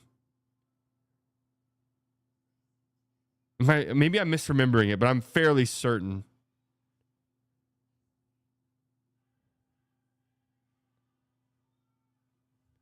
I'm fairly certain. All right. Show on the chat.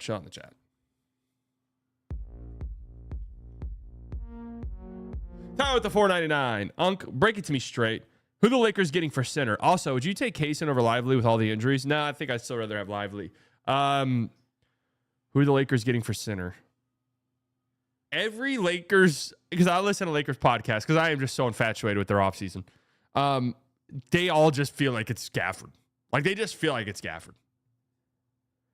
Claxton, though, like, Claxton does make sense to me, but his contract is higher than you think it is. I think we can kind of learn a lot by what they were trying to do with Mark Williams and getting a younger guy that they can pair alongside Luca. Would I be all that surprised if I heard the Lakers were on the phone with the Pistons quite a bit asking about Jalen Duren? No, that wouldn't shock me. I don't think the Pistons would trade Jalen Duren, but he's got a contract extension coming up. They might look at their situation and say, well, we got to pay Cade. We were paying Cade. We're going to have to pay Ivy. At some point, we're going to have to pay Asar. Like, one of these guys is probably the odd man out. But I'd want to keep Duren. I thought what he did in the back half of the season was pretty fucking incredible.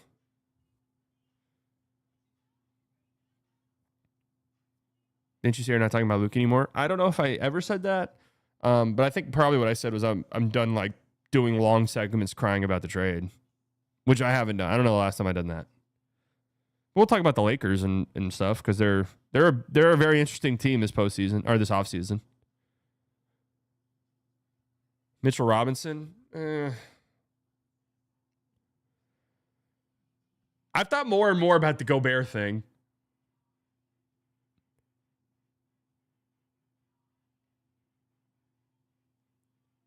I've thought more and more about the Gobert thing.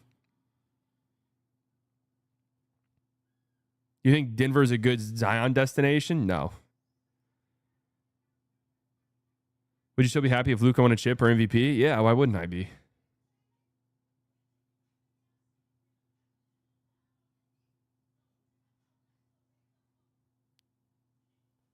Any guess how Nico views Lively? I think they love Derek Lively. The question, I don't think it's like, it's not a skill thing with Lively. It's purely an injury related thing.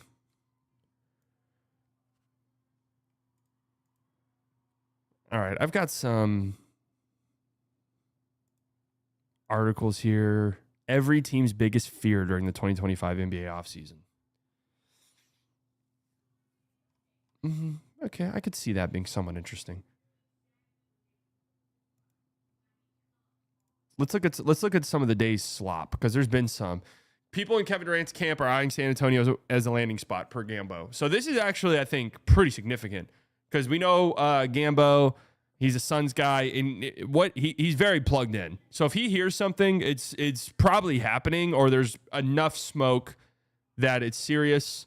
It's funny how the Suns are kind of similar to the Mavs in a way where they're just always doing something. They're always involved in some crazy shit. There's always some crazy rumors. So Gambo's become a fixture in my life because I'm always looking towards him, and he's very plugged in. And he doesn't say things unless there's like very significant smoke there. Why is the Discord so dead? What Discord? The slightly biased Discord? There's the slightly biased Discord doesn't really exist. Maybe we'll make one. Maybe that's a summer goal. Maybe that's a summer project. Do you see the frame picture Gambo has in his office? No, I did not. What is it? So anyways, this rumor right here, Kevin Durant's camp is eyeing the San Antonio Spurs as a landing spot. It's funny because there was a Spurs guy that we shitted on because he said that the Mavs and Spurs are having active dialogue about the first and second overall pick swaps. And we shitted on him, but he was very adamant that Kevin Durant was going to be a member of the Spurs. Very adamant. Very adamant. Latest Luka gym photos dropped. Yeah, I saw that some Lakers account tweeted them, and they were from 2021. That guy is fake, though. Yeah, absolutely. But I was seeing in my research that there was like actual, real, substantial Spurs reporters who were kind of echoing that same sentiment. That there is like some Kevin Durant to Spurs stuff. Another picture from today? No, they're not. The one that I saw was not from today. I'm not doing that. I've already said I'm not doing I don't give a fuck. Like I'm not even talking about that. I don't care.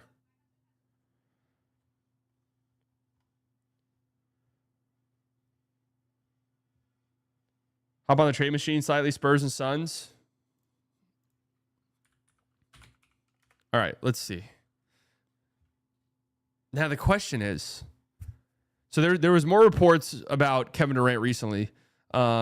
That the Suns they've lowered their asking price. I didn't understand this. So the report was that they've lowered their asking price. Now all they want is all of their draft picks back. It's like, what? Like, how is that lowering the asking price? What the fuck was the asking price? The Phoenix Suns have reportedly lowered their asking price for Kevin Durant. Phoenix is aggressive in pursuit of A, trading Kevin Durant, and B, regaining full control of their draft capital. What does that mean, lowering the asking price? What were you originally asking for?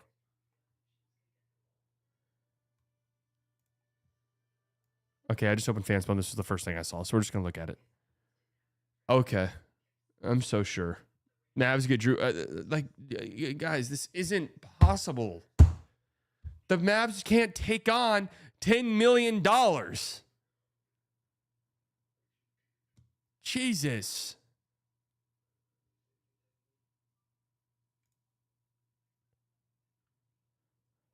Please find the Mavs Spurs Lakers three-way trade titled Lakers Address Issues. Mavs Go to Win Now mode. It's absolutely bonkers. Lakers. Can I just search that?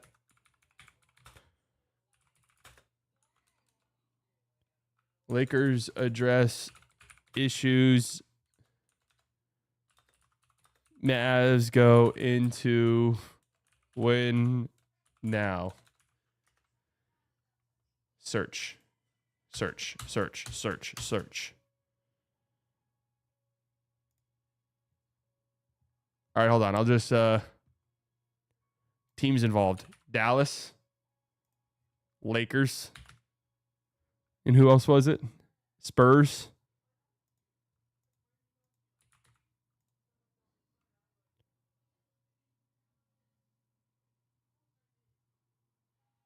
Oh God, how much am I gonna have to scroll? Oh, here it is. Is this it? Lakers address issues. Oh, here it is. Mavs going to win now mode. Here it is. Here it is. Oh God, what the flying fuck is this trade? This is a troll. This is a troll. This is a troll. This is a troll.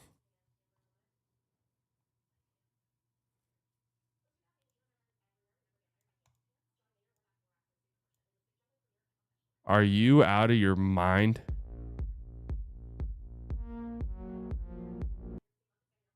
Are you fucking kidding me?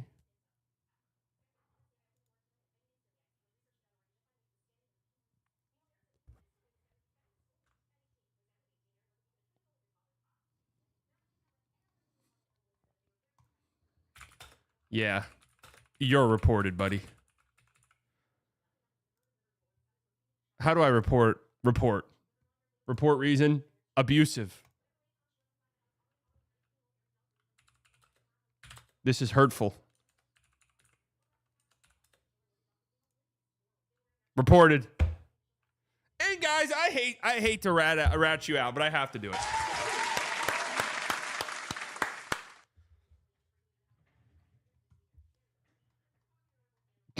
Jesus.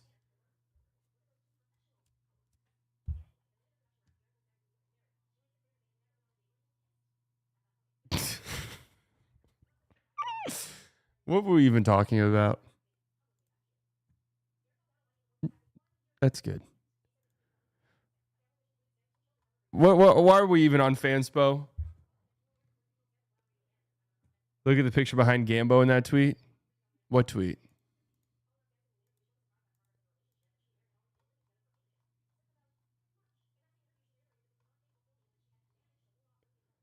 KD to Spurs. What am I looking at for Gambo?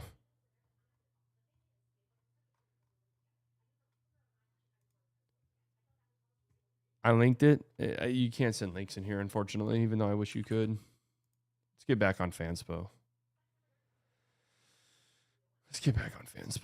What does a KD to the Spurs trade look like? Spurs, Suns. Now, I wonder if there's maybe a pathway. So KD to the Spurs. Is there maybe a world where you can get the Rockets involved in this? And maybe the Rockets are like, I don't want KD. Like, Spurs, you can have him. I kind of have a hard time imagining the Rockets would play ball in a situation like this. But let's just say they do. Could there maybe be a scenario where the Spurs throw the Rockets a future first? We see teams do this all the time. Maybe the Spurs throw the Rockets a future first that they have. Like maybe one of Atlanta's firsts. Maybe the Rockets don't love someone, right? How about 2027 Rockets first and maybe one of the Sacramento swaps to the Rockets? And then what contracts? Vassell and I mean, what contracts make this even work? Vassell and Keldon Johnson? Does that work? And then maybe the Suns get their 10th overall pick back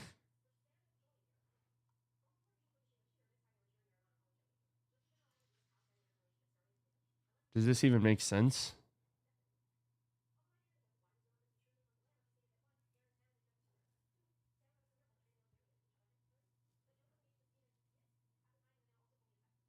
Does this even make sense?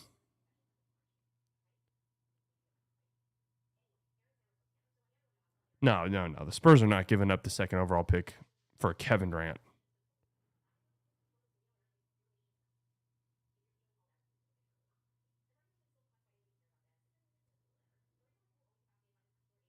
Yeah, the Suns would definitely want more. I'm just trying to figure out how. But if I'm the Rockets, I'm not giving up the Suns picks. Let's just get the Rockets out of here. I thought that would be an interesting idea of maybe 14th. I think they would do that. 14th and maybe.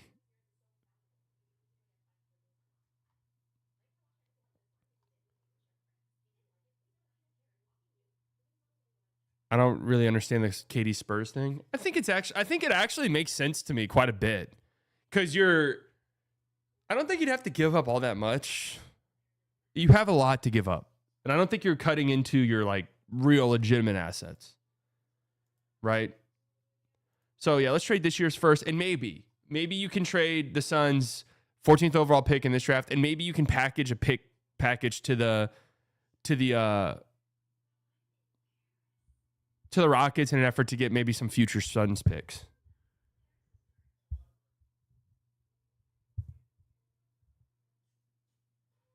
Does that make sense? So, like, I'm trying to figure this out.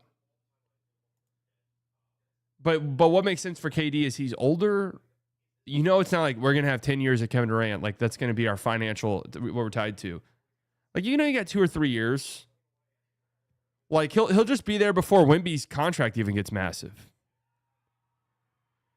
Getting KD is literally a 1-year window move. Yeah, but like, again, if you're not doing it all, if it's not an all-in trade, like you're just making yourself a much more competitive team while not fucking over your money situation for the long-term future. Now, I'll tell you what I think. Conspiracy time. Reading deep into it time. This tweet tells me, I'm reading a little bit deeper into this. The Suns want a center for Kevin Durant. Okay. But what I'm reading deeper into this, how badly the Suns want their picks back. It feels like it could be an inevitability that Devin Booker's moved. It does feel like it like if that's their number one priority.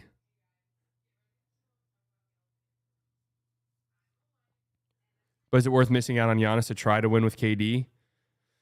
I mean, we don't even know if Giannis is available, and we don't even know if Giannis wants to go to the Spurs. The Bucks will trade Giannis where he wants to go. Like, that feels like it's going to happen. Devin Booker just signed off on the Suns coach per Shams. I'm not saying this summer, but I'm saying down the line.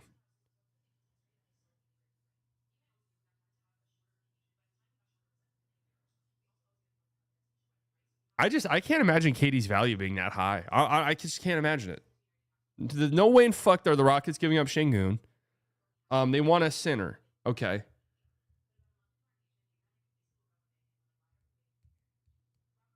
Is there a Hawks? I think the Hawks could be. It was reported that the Hawks were a team to watch for KD. Is there like an Okongwu? And I want to say this. I hate Matt Ishbia, and I hate the way the Suns operate. I hate it. I hate how much we know about what they're doing. I hate how they're constantly feeding information to reporters. I hate it. I fucking hate it. And I'm happy they're failing. Anyone with a brain knew what Matt Ishbia was doing was destined for failure almost immediately. He's done a terrible job. New owner syndrome. He's done cool shit with like the games being free and the concession prices. Like, I'll give him that. But in terms of the roster stuff, fucking terrible. Horrible. And I hate how they operate. I hate it. I hate how we know everything that they're doing. No other team is like this. We know every step of their process.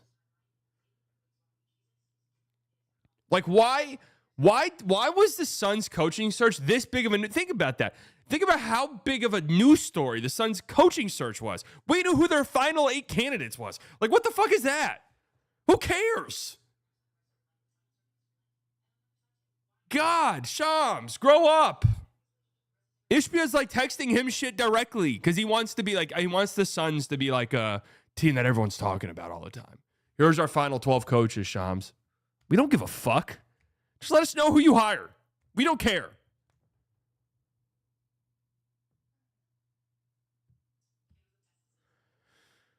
Hawks, Kevin Durant. I think there's like a Kevin Durant, Okongwu situation that could work. Oh my God. Terrence Mann, $15 million a year for 3 years. Jesus Christ.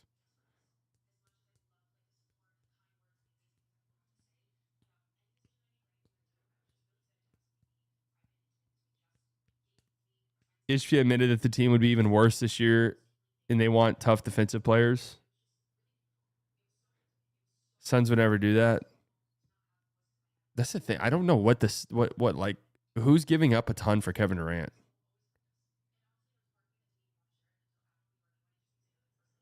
How do the Rockets even get there contractually? KD, just Fred. Fred opts in.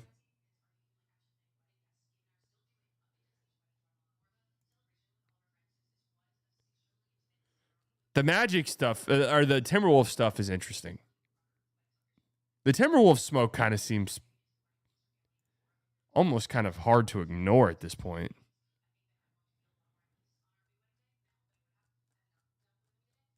Okay, team option.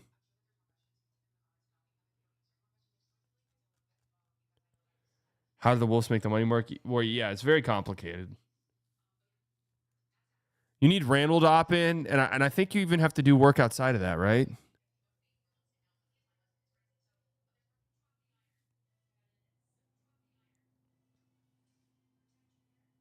It's very difficult. It's very difficult.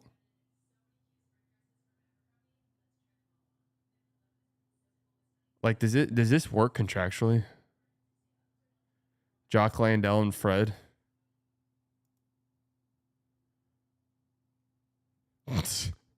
And then picks. I mean, if I'm the Rockets, that's what I'm offering.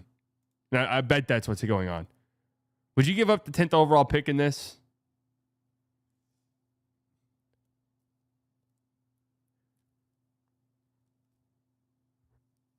They're trading Green before Fred.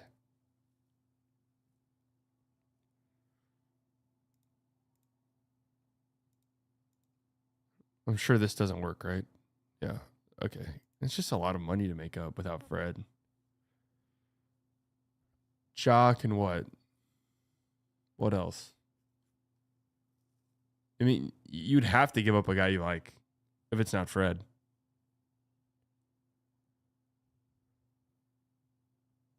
One of these younger guys you'd have to give up. Yeah, but at a certain point, if I'm the Suns... Yeah, this doesn't even work. At a certain point, if I'm the Suns, it's like, all right, I don't like Jalen Green. Like, I don't want Jalen Green, Aaron Holiday, and Jock Landell, really. Like, I'd actually rather just have a pissed off Kevin Durant. I would trade Fred for KD. I would trade Fred for KD. But again, it's just like, if I'm the Suns, I'm like, great. Guys, I got to say yes to this fucking trade.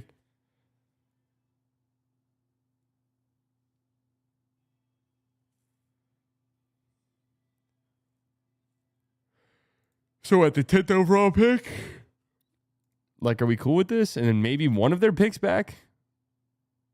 One of their other future firsts back?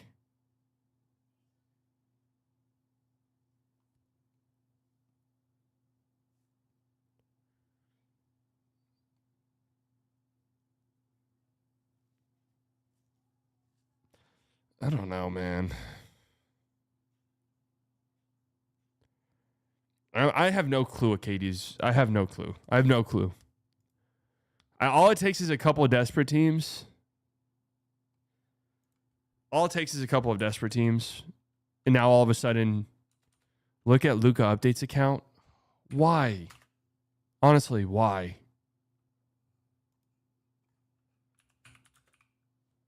Luka updates.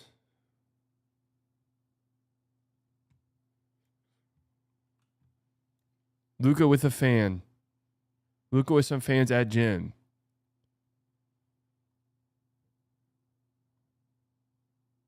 What am I supposed like? What? Great. That's great.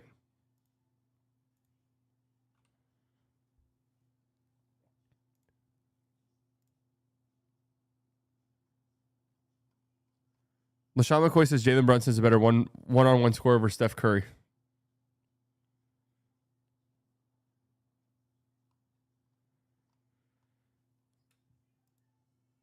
All right.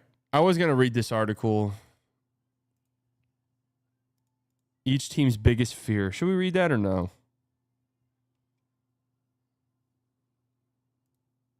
Every team's biggest fear during the 2025 NBA offseason. All right.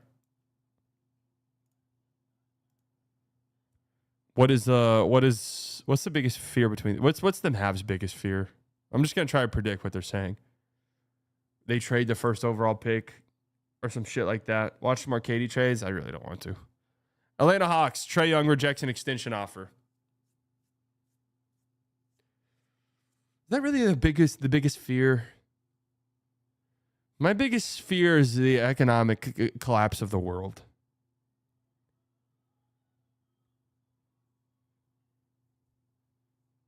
If Trae rejects an extension offer from you,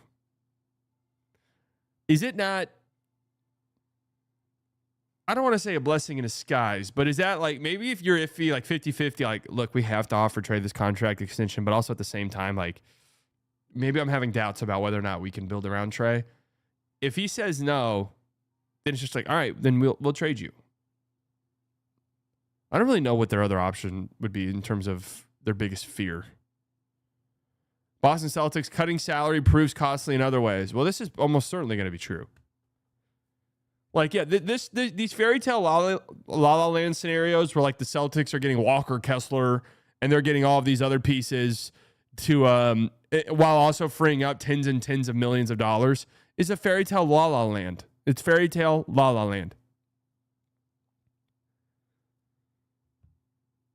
Like, yeah, you're going to take, like, this is the cost of doing business. You went all in on this roster. You won a championship. You're very expensive now, and you're getting older, and you're going to have to cut some salary, and it's probably not going to be pretty. Like, you're probably going to have to give up future assets in an effort to get rid of some of these guys, or you're going to have to take back garbage and or nothing in some of these trades. Brooklyn Nets unnecessarily speeding up the rebuilding timeline. 13 tradable first rounders for the Nets. How about that? They have 5 draft picks in the top 35 and 4 in the first round. You got to consolidate a little bit there. They'll do something about that.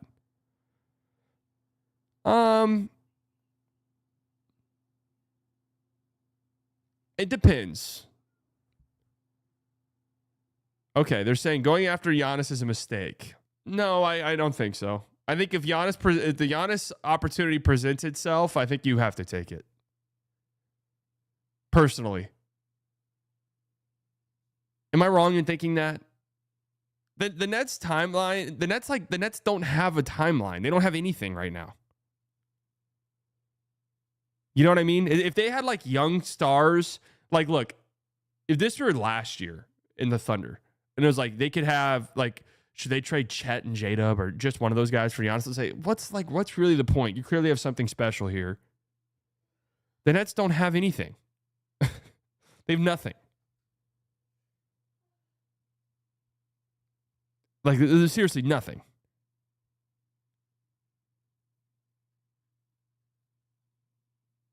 Charlotte Hornets failing to absolutely nail the 2025 draft. Yeah, shout out to our guy. It was rough. It was rough for Salon last year.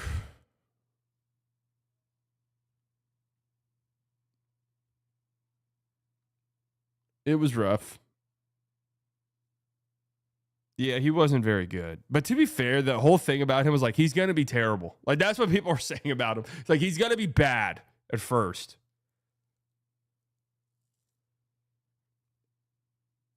I don't know. I feel so badly. I feel so badly for the Hornets. I don't know what the fuck they do. My biggest fear for the Hornets for them would be continuing to exist. I mean, I don't know. My Hornets are just rough times. Feels bad. Yeah. I don't know what. I feel like their worst fears like being realized. Chicago Bulls negotiating against themselves to re-sign Josh Giddey. That's a good one. Absolutely. Just let Josh Giddey's restricted free agency play out. That's that. Let his restricted free agency play out. I don't see any reason to not do it. Riding for the Stein line, NBA insider Jake Fisher noted Josh Giddey wants a 5-year deal that is routinely projected to land at no less than $120 million. 5 years, $120 million? I mean, is that really that bad? Is that really that bad, actually?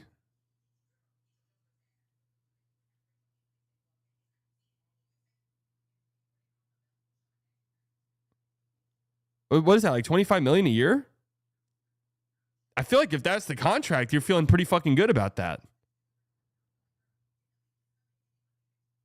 Yeah, at 30, I agree. 30 is...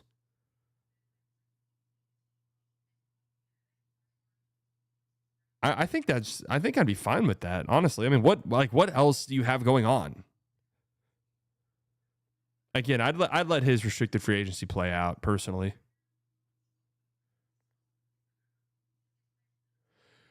Cleveland Cavaliers, Dan Gilbert gets pocket shy. I would say if I'm a Cavs fan, my biggest fear is them making some reactionary move and trading a piece, trading one of our 4 guys, and like a panic move.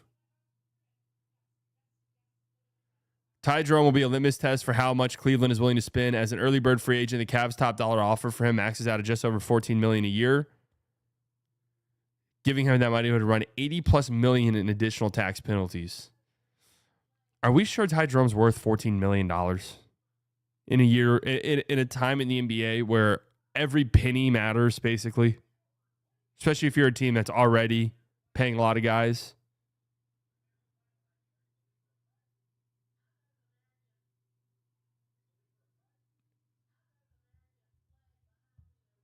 If Ty gets 14, they have to trade someone else away. Well, they did give Okoro contract last year. We'll see. I get this is a fear, and I don't think Ty Jerome walking in free agency is like that greatest fear realized. I think it's like trading Jared Allen or something. Dallas Mavericks Nico Harrison strikes again. Oh my God. Surely for his encore this past February, Dallas Mavericks team president Nico Harrison won't trade the number 1 pick and the Wrath the Cooper flag for a more established veteran, right? Right? I'm just already annoyed of all of this shit. I'm just so annoyed of all of it. It's just like, it's just, you know, someone just come on. It's not going to happen. It is the biggest fear, though, for sure. Denver Nuggets, Josh Kroenke doesn't listen to Nikola Jokic. Now, I think a lot of our answers are, oh, wow. Wait, Josh Kroenke, what the fuck happened here? Josh Kroenke said this? This is an actual quote? Oh, man. Hold on a second. So Jokic, after the Game 7 loss, says, we definitely need to figure out a way to get more depth. It seems like teams that have longer rotations, the longer benches are the ones winning. Josh Kroenke said this. I think a lot of our answers are internal right now. You know, with where we are from a roster standpoint, we have guys locked into contracts. Oh, Jesus. That is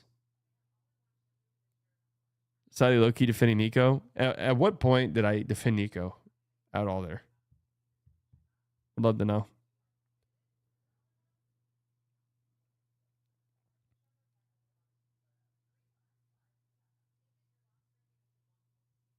I mean, this is kind of a shocking quote. I wouldn't feel that great about it. Also, to Kronky's credit, he also said Denver would be very active. I really don't know what active looks like for them, unless it's trading Jamal Murray. Like this whole talk, like, yeah, they need to trade Michael Porter. There's no way Michael Porter Jr. is of like an actual valuable asset at this point, right? I mean, no way. Detroit Pistons, the front office overreacts to this season's success. Don't overdo anything. Showing ultra aggression on the free agency or trade markets is a ladder. Reading too much into onset success is how you become the Atlanta Hawks. Well, I don't know. If an aggressive trade presents itself, I think they should try to do it. I don't think that's the worst. Golden State Warriors, Jonathan Kuminga's free agency blows up in their face. Okay, let's see. 3 nightmare scenarios for Kuminga. 1, Kuminga signs an offer sheet with another team that is so unpalatable to the Warriors, decide not to match it and instead let him walk for nothing. What would that even be? What team's doing that, though? Nightmare scenario number 2. Kuminga puts pen to paper on a ridiculous offer sheet that Golden State feels compelled to match, but is at risk of aging poorly, nuking his future trade value and hamstringing their cap sheet. Nightmare scenario 3. Kuminga signs his qualifying offer, plays out the season with veto rights on any trade, and leaves for nothing as an unrestricted free agency next summer. Wait, you have veto rights if you take the qualifying offer? That's pretty fucking funny. The third one's really not that much of a nightmare to me. Second and first one is definitely nightmare fuel. I guess we'll see with Kuminga. I just can't imagine offering him a stupid amount of money. Just can't do it. Houston Rockets, nothing is done to improve the offense. Well, yeah, that would be quite the problem, but I doubt that happens. They're going to be aggressive. I would say my bigger fear is that they're overly aggressive. That would be my bigger fear. Not talking like Giannis. I'm talking they cut into like one of their young guys to go get KD because they're that desperate. That would be my bigger fear. Indiana Pacers, conservative spending prematurely tears apart a legit contender. Yeah, they haven't paid the tax since what, like 2004 or some shit. That's definitely a fear. Los Angeles Clippers failing to lighten James Harden's workload. So the Clippers are another one of these teams that's in the guard market, not like superstar guard market, but like the Chris Pauls of the world market. They'll get someone. The Clippers usually do a pretty good job, all things considered. Los Angeles Lakers. Rob Pelinka doesn't add enough two-way players. Team president Rob Pelinka has to figure out something, and it better be the right something. The rescinded Mark Williams deal is a perfect example of almost burning your best remaining assets on a good, not awesome move. Yeah, that would have been a disaster for them.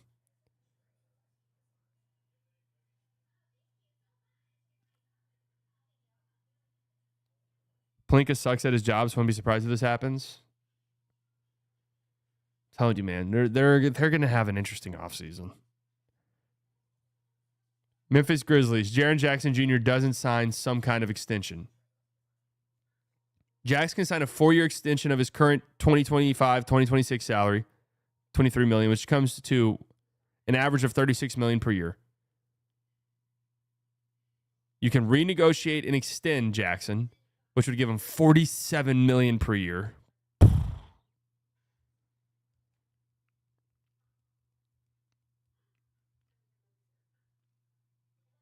Damn, dude. Nearly $50 million a fucking year for Jaren Jackson Jr.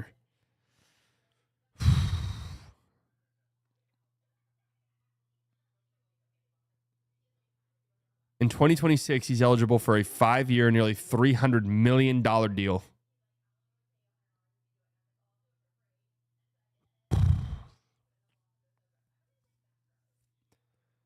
Man alive. 60 mil a year?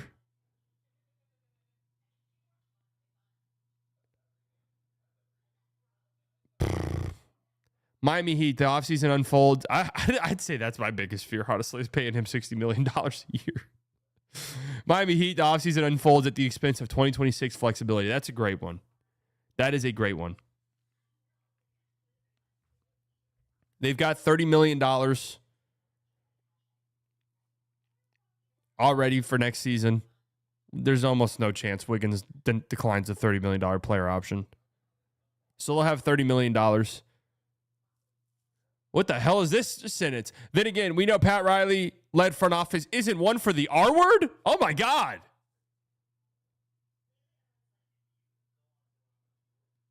They're using slurs in Miami.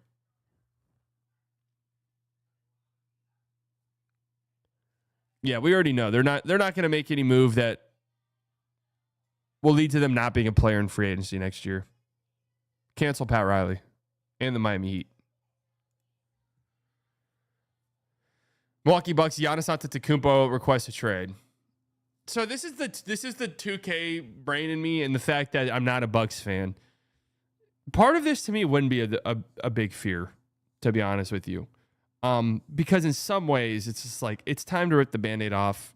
It's an inevitability. It almost feels like at this juncture. Let's just sort of jumpstart a rebuild. It was good times, but it's time to move on. But then I think about it. If I'm a Bucks fan, I do probably look at this and squint my eyes. If I'm a little bit biased, I say, "Yo, like, are we sure we're gonna be bad next year, even with Giannis? Like, even though Dame's hurt, the East fucking sucks. Like, we could easily win 50 games next year, which they could." The thing is if there's a bidding war for Giannis, man, they're going to get so much. If you don't have control of your picks, how do you jumpstart a rebuild? They'll get their picks back in these trades. Whatever team it is. The Nets have so many first-round picks. The Bucks will tell the Nets, talk to the Blazers, talk to the Pelicans. We want some of our picks back on top of your picks. This would be like the Nets end up trading like the equivalent of 10 first-round picks type of deal.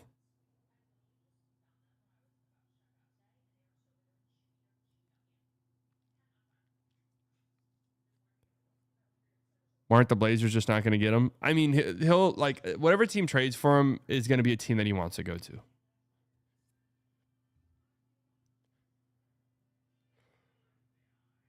Minnesota Timberwolves, both Naz Reid and Nickeil Alexander-Walker leave. So it seems like a foregone conclusion one of these guys is leaving between Julius Randle, Naz Reid, and Nickeil Alexander-Walker. I think Nickeil Alexander-Walker is probably the guy who leaves. But yeah, if Reid and Nickeil Alexander-Walker leave, yeah, that would suck. That would suck. The Pelicans, assets are burned to help evade the tax. How far away are they from the tax? $5 million, factoring in the number 7 overall pick, and that doesn't include bringing Bruce Brown or using the mid-level exception. I think they could get under that. I mean, I don't. I would say my bigger fear for them would be like trading Herb or Trey Murphy for 50 cents on the dollar. The Zion stuff is also a much bigger fear for me than them trading a future second-round pick to get off Kelly Olynyk or some shit. When are you doing a face reveal? I'm just so nervous to do a face reveal. I'm just like, the internet's so mean, as shown by the Fanspo incident earlier. New York Knicks, Mikal Bridges doesn't sign an extension. So this is actually a genuine fear. I'm not sure why Mikal wouldn't do it. And the thing is Mikal and his agent can bid the Knicks over and be like, you traded 5 first-round picks for me. What are you going to do? Let me walk? There will be teams next year with money to spend that will want me. 4-year, $150 million.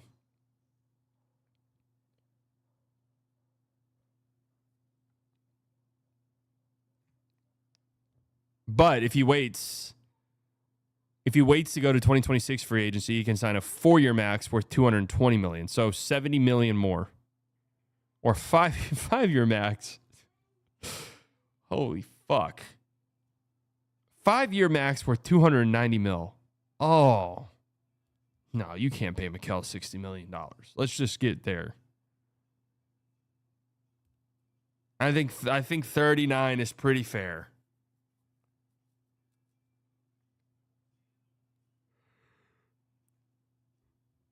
Mikal should low-key do that, threaten to leave because they traded 5 first-round picks for him? Yeah. He'll do that, I bet. Thunder, aliens abduct Shea Gilgeous-Alexander. Yeah, that's really it. There's what's my biggest fear if I'm the Thunder? I guess losing the finals is my biggest fear at this point. Magic last summer repeats itself. If the Magic don't get like an actual shot creating guard, huge failure on their end. Huge. Last year, maybe you could have excused it as, oh, they're younger and let them just kind of work some stuff out. If they don't make a play for some type of young shot creating guard, then I'm done hearing about them. How about that? I'm done hearing about them. God, this fucking image is cursed. I honestly forgot Joel Embiid existed. Number 3 picks becomes collateral damage of a short-sighted move. Yeah, I think I agree with this. My actual number one pick, my number one fear, if I were a Sixers fan, would be we trade the 3rd overall pick in what is essentially a Paul George salary dump. Like, we'll get some stuff back, but like it's essentially a Paul George salary dump. That would be my biggest fear. Dude, that Embiid contract, he has 4 years left. Oh my God. Wow. That's so bad. That's so bad. Why did they give him that? Ah! Paul George, 3 years, 160 left. Holy fuck. Phoenix Suns, Devin Booker requested trade. I have to be honest with you. If I'm a Suns fan, this is not a fear of mine at all. Any scenario in which our team gets blown up and maybe we get picks back and we can just rebuild, that's not a fear of mine. This team sucks and they're pathetic. So that's not a fear of mine. And my biggest fear actually is Kevin Durant being on the team next year and Bradley Beal being on the team next year, and we're just running back this same shite again. And then KD leaves for nothing in free agency. That's actually my biggest fear. This is not. If my team, if the Suns reset, then so fucking be it. Portland Trailblazers, the front office feels pressured to expedite the timeline. I think there's pathways for the Blazers to be aggressive, and it makes sense. I don't really know what that move would look like for them.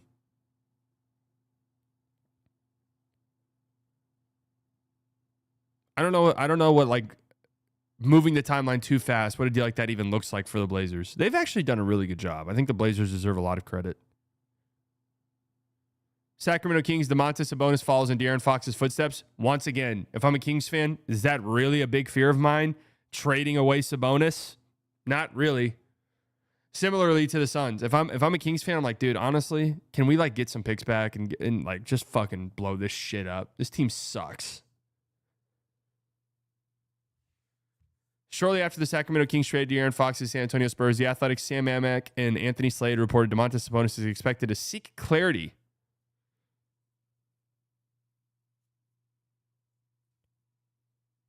Kings could blow up, get picks, and be as good as they are now. Yeah, exactly. Like, if I'm a Kings fan, this is not a fear of mine. In fact, I'm hoping for it.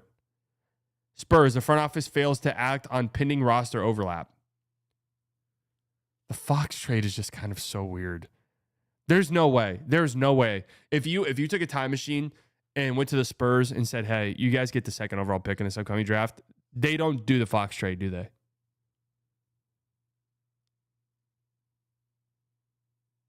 Or do you think they still do?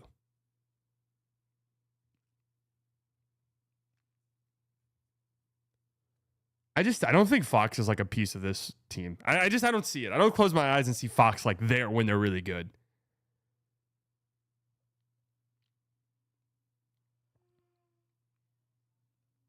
Yeah, they're what they gave up for him was basically nothing. The Raptors, significant changes are made before we get to see the core in action. Who gives a fuck? No offense. Who cares? It depends on what you mean by significant. Should Toronto aim to stock the rotation with more dependable shooters around his top 5? Absolutely. Well, tough discussions need to be had if Giannis Antetokounmpo is up for grabs without question. No. There's no tough discussions. You don't have a single player on your team that is like, oh, we can't trade this guy for Giannis. You don't have a single player like that. There's no tough discussions. What do you mean this core?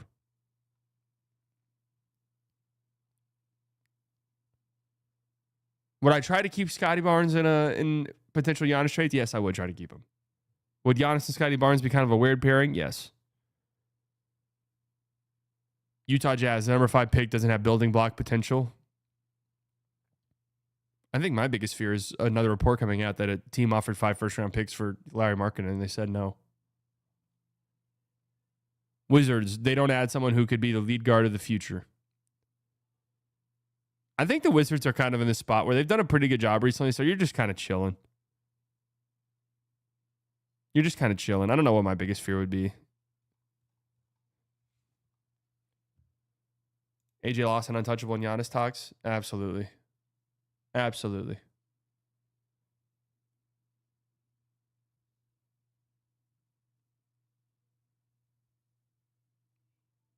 Untouchable.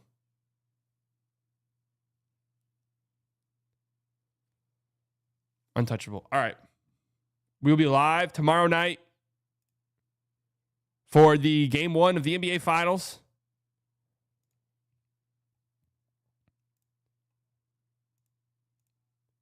I have to get ready to ship out these hats.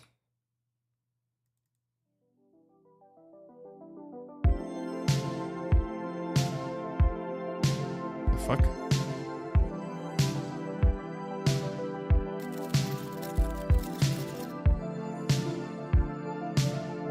All right, folks, thank you all for coming out. All of the OGs, guys, I love you very much. Could have spent your Wednesday morning anywhere in the world. You decided to spend it here. New subscribers, I promise you guys will not regret it. Donations, members, you guys never have to do that, but it helps you out tremendously. It makes you feel so good. You guys enjoy the rest of your day. I'll talk to you all tomorrow night. Chat with you all later. Bye.